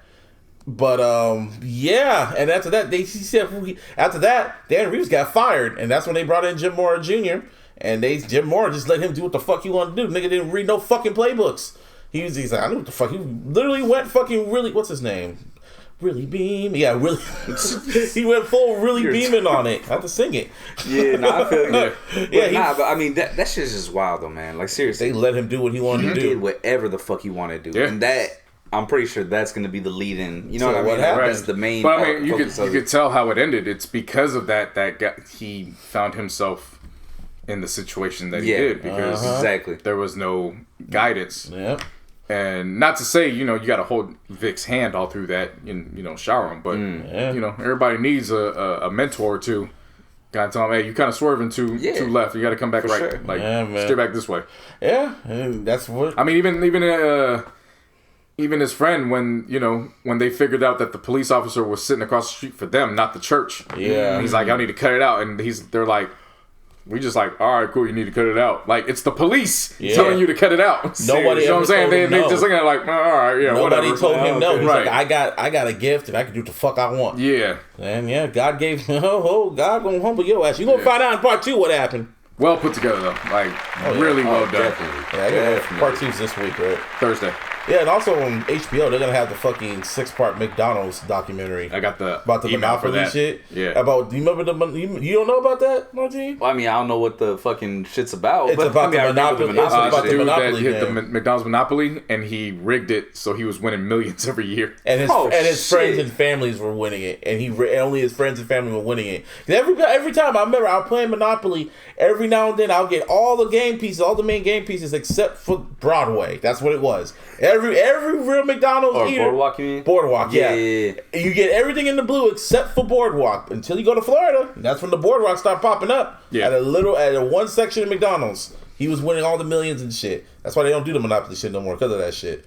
Can't wait to watch that. Yeah, I'm loving it. Since PlayStation Vue discontinued, I just went and re-upped HBO through Amazon Prime. So I don't even got to go through the app anymore. It's all there. Oh yeah, that shit hit my email, and I was like, I've been looking for something to get on board with, just watching wise. Oh yeah, and also I don't know why they aired this shit after the damn Super Bowl. Disney Plus was some assholes for this. They shared this shit during. It was during the Super Bowl. Like, yeah, we were watching. I was about to say, hey, you know Marvel, but then the game got started getting intense. I was like, nobody gives a fuck about this. Yeah. But no, they tweeted that shit out during the game, and I was like, oh, some assholes. All right. Well. No, wait till the game's over. You gonna see this. Why don't you just follow Fast 9? We were all attentive at that point. Right. You should have just put it on. I don't know why they didn't put it there, but anyway, Marvel nigga. And I've been waiting, baby. I hope you're listening, Edgar. Yeah, we're gonna get a on. Yeah, you know what it means. Anyway, they showed their little teaser trailer for all the Marvel shows coming to Disney Plus. So Falcon and Winter Soldier, fucking WandaVision, and Loki, and those looked fire. Just 30 seconds. You saw little clips from each one, and I was like, oh. See fucking Papa Doc throw the fucking shield. I was like, oh. Then you saw, and you saw Wanda, and you saw what's her name, Scarlet Witch, and some fucking alternate universe shit with Vision. I was like, oh. Yeah, it looked like some 60s shit. Yeah, and then forward in time, and back in time. Like, this shit was wild. It's gonna set up Doctor Strange, and then you saw fucking Loki say, oh, I'm gonna burn everything down. I was like, oh, and then it ends. I was like, coming soon. I'm like, oh, they're good. They're putting this shit to work. Yeah. Oh yeah, they say Owen Wilson's gonna be in. He's gonna be in a Marvel movie. I think a Marvel movie. Yeah. Yeah. Interesting. Awesome. Yeah. Anything else? Great reporting. I know, right? You still gonna watch Ant-Man? Yeah, of course. Even though Paul Rudd was celebrating that. Yeah, I'll be over it by then. Okay. Just want to make sure, I was mad. He's blaming a lot of people for shit that had shit to do with anything. But I was trying to get on. I had to fucking man. Start arguing with people over fake news on social media. No, they had to argue with people about fucking Nick Bosa's MAGA ass. This is the crazy shit. Oh, that shit. Nah, man. When it comes to Nick Bosa, man, I know it's all the MAGA jokes are funny, but let's lay out the facts. He has not said nothing about the whole ass nigga in office since he has played for the Niners. He hasn't said nothing. Am I right?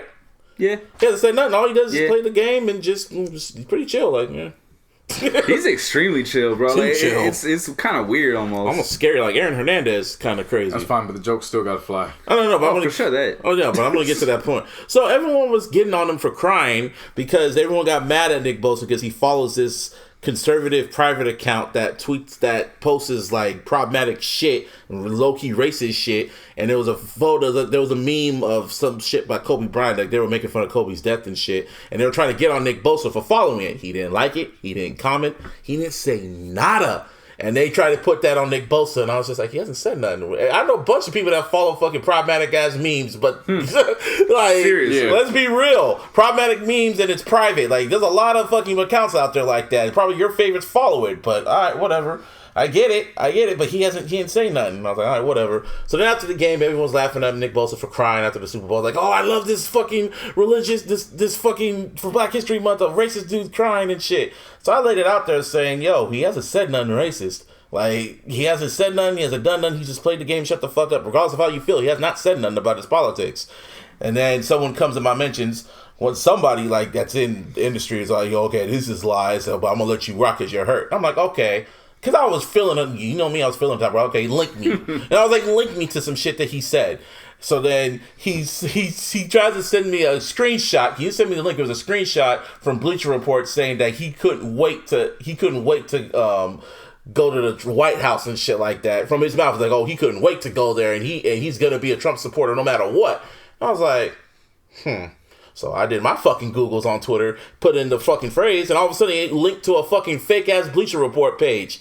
And I linked that shit, and I'm like, okay, I want you to click this link right here. And he goes, okay, yeah, we're going down the rabbit hole right now, but still fuck Bosa. What? The fuck? I don't understand people, man. They want to drive that narrative. They want to be mad. You you can't take the loss and try to argue with people on social then media. after that, that's when I stopped. Even beyond that's game, when I stopped. Like, because I was gonna go in before the game happened. I was like, I don't want to go in this shit because I know what was gonna happen. Because when the Kobe picture shit came out, I'm like, okay, it's still fresh. People are still mad. I'm not gonna, push it. But then when this shit started, I started saying it. But after that, like JC said, the loss, you can't argue with people. So that's when I just gave up. I'm like, okay, I'm not gonna do this shit. But it was just like, dude, y'all want your narrative. When then you was like, I'm not gonna go down that rabbit hole with you, but fuck poster. I'm like, what the fuck? Regardless of that whole ass nigga in office, this is how fake news gets spread because of that shit right there. I give you the facts. Then after that, I gave other people the facts when I said, oh yeah, well Patrick Mahomes supported George Zimmerman and there's tweets for that. And then it gets fucking quiet when I fucking post those tweets. Ain't that about a bitch? To be fair, the tweets were really ambiguous. He doesn't say anything about Zimmerman in it. I know, but I just wanted to get my proof up. I want people to try to fucking defend that. But no one did because they would have fucked up their narrative. So, whatever. All a bunch of narratives that people just want to paint. But it is what it is. Anything else? Yeah, moral story, you just can't go on social media. You know how I know? I painted them narratives when the Warriors blew the 3-1 lead. But that was well deserved. It don't matter. That's different. I know from experience. I was the antagonizer. It don't matter, bro. Like this shit. I was putting out fake news all the fucking time. Shit. I was like, ooh, Draymond was, he got cut doing this before the game. But the Bosa racist shit has been going on because everyone says, oh, look at who he's following. Look who's following him. Oh, look at his family. Oh, shit.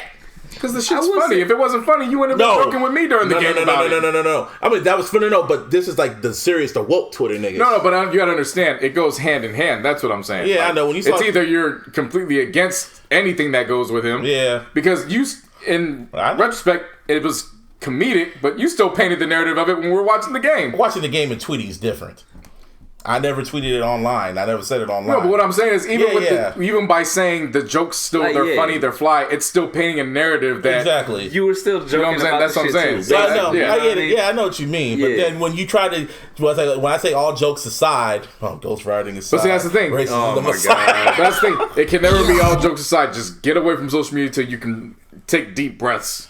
Yeah, you're never gonna. At that moment, yeah. But then it was just funny when this person goes and says, "Well, I'm going down the rabbit hole." Like I know what you did. You didn't think I was gonna see it. That was the funny. You literally purposely took a screenshot thinking I wasn't gonna go do my Googles. Like you think I'm stupid. I've done that before. You thinking that someone's stupid? You got a slick one and shit. Yeah. Then I still double down. I find a way to. That's what I did. Nah. This is exactly what fucking happened. Or I just pick another topic and just go with it. Like, you trolling, motherfucker? You trolling? You try to gaslight me. Like, no, I'm the wrong motherfucker to gaslight. But whatever. See, you was just the wrong person because again, you're trying to have a serious conversation when everybody was just in troll mode. Yeah. You're never gonna win that one, even when you're right. It's just that's what I gave up. Because as soon as you come in with that mind frame of no, it's this, and this, a bunch of people are just gonna see it and they're just gonna keep hitting you and antagonizing you. Next thing you know, it's a fucking 5-on-1. Yeah, and especially one of my other dudes, like when the whole shit, he's making fun of Kobe's death, and then I saw the fucking thing, and I'm like, he didn't like it. He didn't say anything, and I was like, okay, everything's still fresh. People still emotional. I'm gonna let that shit go. It's just guilty by association, man. Pretty much. So it is what it is. Anything else? Roddy Ricch. Hey, man. Third week, number one. And that ties the most weeks at number one for a debut album since 2003. Get Rich or Die Trying. Yeah. Good for him. That's your boy. Yeah, man. Man. The box was... I'm not going to even say like, oh, I don't want too much. No, I fucking called it. Yeah. You did. The box is still number one. Was basically the song of the Super Bowl. Yeah, because the fucking Chiefs fucking played in their damn locker room when I was. Niners played in theirs too. No, it was supposed to be the Niners. That's been the song of the season. Song of the season. No, I'm just putting it in this perspective. Oh yeah, like it was. You couldn't escape it around the Super Bowl. Oh yeah, for sure that. It was. Yeah, that's fine. Roddy Ricch is. I'm going because I don't think because M came. He knocked him off at number one. Then he took it right back because. And it's still. It's not even like he's doing like barely getting number one numbers. Like he's still doing very good numbers for number one. Because everyone's listening to the box, watching the video, and they add the YouTube streams. Yeah. So he ain't going nowhere until someone comes. Maybe to Adele. Maybe Drake finally drops that fucking real fucking feature. We'll see if Bieber's album can get it done. Oh, shit. I doubt that. I'm very fearful of that one. I'm about to stream the album just to keep it going. For real. Yeah, people dropping that. Oh, you thought this was sweet, motherfucker? Wrong. Well, let's play album versus album, and I ain't playing your album. Wow, you petty. Well, yeah, man, my favorite rapper went number one. Your favorite rapper went number one. So I won't say my favorite, but you know, he's your favorite rapper. He's my favorite current rapper. Yeah, you've been blasting the album nonstop. Like, Wayne will be number one this week. Oh yeah, Wayne's going back to be number one. Yeah. You think so? Yeah, he is. He's already projected. Oh, it's projected that way. He'll drop right back down, and Roddy Ricch will take it. I was just gonna say that shit next week. Roddy. Next week is Roddy versus Bieber. This is the real one. First time it was preseason. Right here. I think the Bieber fans are gonna come and drove. This right here, because they got the playoffs. Because he got the fucking album playoffs. He got the fucking concert tickets attached and all the of course. So he I'm just telling you what it is. Yeah, I know. You know the singles. That's just that's preseason. I really hope the album's good because I love Journals. I loved Purpose. This is his first album since 2014. If the album is bad in the middle of it, I'm stopping and I'm streaming Roddy Ricch 3 times in a row. Oh, I probably would too. I mean, and not just Apple Music. I'm simultaneously playing them on Apple, Spotify, and Tidal all at the same time. YouTube also, man. Fuck it. Yeah. Shit's free. So but apparently he got Kalani, he got Quavo. There's rumors he got Post Malone and a few other people on there. Can't wait. Kamaya. Finally, after how many years? 4 years. Finally, Kamaya is going to release her album on the 21st. Yeah, shouts out to her. About damn time. I remember when she announced this album. I don't know if this is the same title. She had the cover art and everything, and then the label said no. Yeah. And then she's just been in limbo doing hooks for YG and. But I've seen she's been doing she's been getting her writing credits on. Huh? Yeah, so she's though she hasn't put out an album, she's been getting her industry credits. Yeah, and E40. Oh shit. Yeah. I forgot to speak about this on E40. Oh shit. Well, I was mad. E40 was madder. You gotta get off social media. And he was at the game. He was at the game, and Raider fans were having their time. This was the only one they could have. So I guess Richie Rich, he was talking shit about the Niners, and I guess E40 saw that shit, went on his story, and probably said some slick shit. He was pissed off and called Richie Rich a snitch. Somebody did this. Richie Rich don't like that shit. He from Oakland, old school Oakland. And Richie Rich, I looked at his Instagram. I didn't know he even had a fucking Instagram. Seriously, posting a lot the past few weeks. I know. I was scanning through it, and I'm going. He doesn't ever post pictures of himself or a video, but he made sure you saw his video. Oh, he was looking old. I was like, damn. Didn't he always used to rock like sunglasses and shit too? I mean, man, you talking about a rapper that was in his 20s and the 90s? Yeah, man. Now 2020. I'm so used to seeing that. That's old. the thing. Even E40 is old, bro. I know. E40 funky and shit. I know, but like I haven't seen Richie Rich's face in like years, so it's like, oh shit. But no, Richie Rich just goes on fucking Instagram in a video and let me play. It's like the East Oakland came out like, yo. Richie Rich said. And I've been waiting, baby. He said flat out, yo, you get mad about a goddamn football game, you go on your fucking IG story calling me a fucking snitch. I'm from West Oakland. I'm from East Oakland. I'm from East Oakland. I don't play that shit. I'm giving you 48 hours, E40, to give me to fucking have paperwork when you say I'm a snitch. Because I know about my reputation out here. You know my reputation. I'm paraphrasing. But pretty much he said, yeah, homie, don't play that shit. Only thing he messed up on, he should have gave him E40 40 hours. 40 hours. Yeah, but he said... It's the only thing he messed up on. 40 hours. 40 hours. Yeah. The first 40 hours. E40? You got 40 hours. So 40 the first 40. So 40 deleted this. He deleted the post, obviously, and he's still tweeting about the Niners. And I'm like, okay. I was like, 40, what are you doing? I love you. Bang, bang, we lost the game. I'm sorry. Pew, pew. Oh, shut up. Pew, pew, pew, pew. Lost the game. Bang, bang, we lost the game. Oh, so shit. whatever. It is what it is. That was a moment. But this goes to my fucking thing, Martine. Never make anthems before we win the Super Bowl. The Super Bowl. Every fucking buddy does the shit. It's not like it's brand new. Kansas City don't got no damn anthem. They won the Super Bowl. How do you know? I'm just saying, like, that's my narrative. No. Makes me feel better. That's don't accidentally find it. Their anthem they do in every single game. I don't know if you heard it go, oh. No, like a rap anthem. That's traditionary. If you're talking to go hip hop, I mean. That's traditionary. I wouldn't doubt fucking, what's his name? Tech probably put one out. Tech 9? Yes, Tech he's from there. Oh, yeah, I forgot about that. I don't think whole strange music. KC Mo. Oh. Yeah. Dude, that shit's hella racist. It's Lil. Damn, that is hella racist. See white people doing that shit. Speaking of racist, Yellow Wolf lost all his black friends for good. Yeah, the stories come out now. Somebody did this. Reports are that, of course, we know about Royce and his jabs at him on the song. But now, thanks to the great people at hip hop and more, the stories come out of allegedly what took place. And that is that Royce had, I don't know if it was a protege or just somebody that's real close to him. He sent him down, I think it was to Alabama, where Yellow was at. Sent him down to go work, get some writing credits. But they're still shady. They're still a shady family. So just go put some work in. He said, dude got in there, and in the middle of the session, Yellow Wolf just started dropping nigga, but with the hard ER. The hard ER. Shit. And Alabama slang ER. Yeah, and when Nagger. When dude steps to him and talked to him about it, he basically looked at him and told him, look, this is how we get down here, and you just going to have to either deal with it or you're going to leave, but we going to say it, and it's going to be with the ER. The same dude who rocked the Confederate flag and shit, man. Fuck, man. Yeah. I was like, as soon as JC told me that story, I was like, damn, man, I liked you.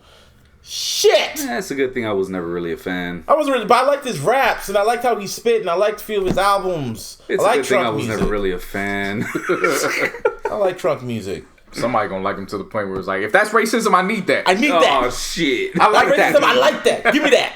I need to watch the full video of that Trump supporter, man. I need to see that. That nigga was decked down all, that was funny. Decked down all red. Flamed up, man. If that's racism, I need that. I need that right now. Racism, I like that. I want more of that. I need that kind of racism. Shit. Straight face. Niggas. Boy, Wolf, yeah, nigger. He hates them niggers, and he say, if you don't like it, get the fuck out of here, nigger. Yeah. And then Royce just laid that subliminal.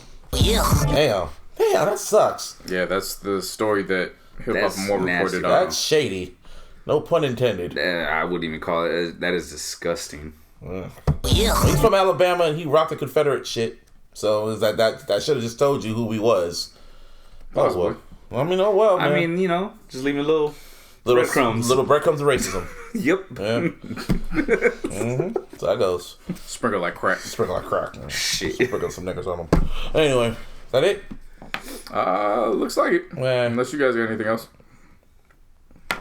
No. It's episode 169, 68. 168. 69 next week. Hey. It's 168 The iLLogical Sense Podcast. You can always follow us on that Twitter. At iLLogical SP. You can follow me at Mr. Busby 4 lowercase 08. You can follow us on Instagram at The iLLogical Sense, and of course in the Facebook. Give me a hell yeah. And of course on all social medias, you can hit me up on JC No Huddits. Throwbacks will be back this week. They've been building, stacking. I'm ready to. I'm really glad I waited until February, because last week would have fucked me up. Yeah. Literally fucked me up. So I'm glad I waited it out. But, And that's the reason why I held off on my playlist, because I was not in the fucking right mindset at all, man. Yeah. I had no ideas. Well, actually, I do have an idea for this playlist. It's February, so I'm like, oh yeah, it's Black History Month, y'all. I'm black, y'all. I'm black, y'all. I'm blackity black, and I'm black, y'all. Is this when you want to tell the people what we got planned now? You can tell them. Moving forward. So yeah, go for it. Yeah, so of course we everybody knows we got the monthly playlists usually dropping towards the end of every single month. This year we're now adding some playlists. So in addition to the best of the month, each week before that, the three of us are going to be dropping one individual playlist, curated, organized by each one of us, which will then culminate through all the tracks, and you will now get the best of playlist at the end of the month. So at this point, you're looking at 3 to 4 different playlists in a month. Yeah. One brand new one each week. Yep. What is popping, what we like, what we are listening to. Yeah. Justin Bieber will not be on mine. He might be on mine, you never know. Roddy Rich be on mine. Oh shit, I'm saying though, man. I'm gonna be on mine. The whole album's gonna be on the shit. That shit might be for me too for the M's album. Just send the whole M album. That's all I've been listening to. Just fucking 10 tracks, all Eminem or all Roddy Rich. Yeah. Fuck it. Fuck it. Fuck it. Yeah, you can find me at social medias, all of them, at Beats Be Killing Them. And search your digital streaming platforms, VNMS, that spells venomous. Yeah. stream Line in the Sand. I did a little Niner Anthem remix earlier in the week, man. That was pretty good, though. Yeah, it sounded cool, but now listening to it, it's like, nah. Shit, I told you, hold off. But hey, you know what? The shit still, I mean, for next year, this shit is hard, dog. What if none of them players come back? I mean, I'll have to. There's a bunch of players I'll coming look back. at it. I'll look at it. You know what I mean? Make sure that they're all still there. Yeah, that's little quick punches. Yeah, ain't nothing to it. Ain't Fix that hard. Ain't that hard. I forgot to bring it up, but seeing as Garoppolo, one of his final throws while he was getting hit, anybody else notice that he threw it the same way that Blue Ivy threw it in pregame? And then I was wondering who threw it better. Hove or his daughter?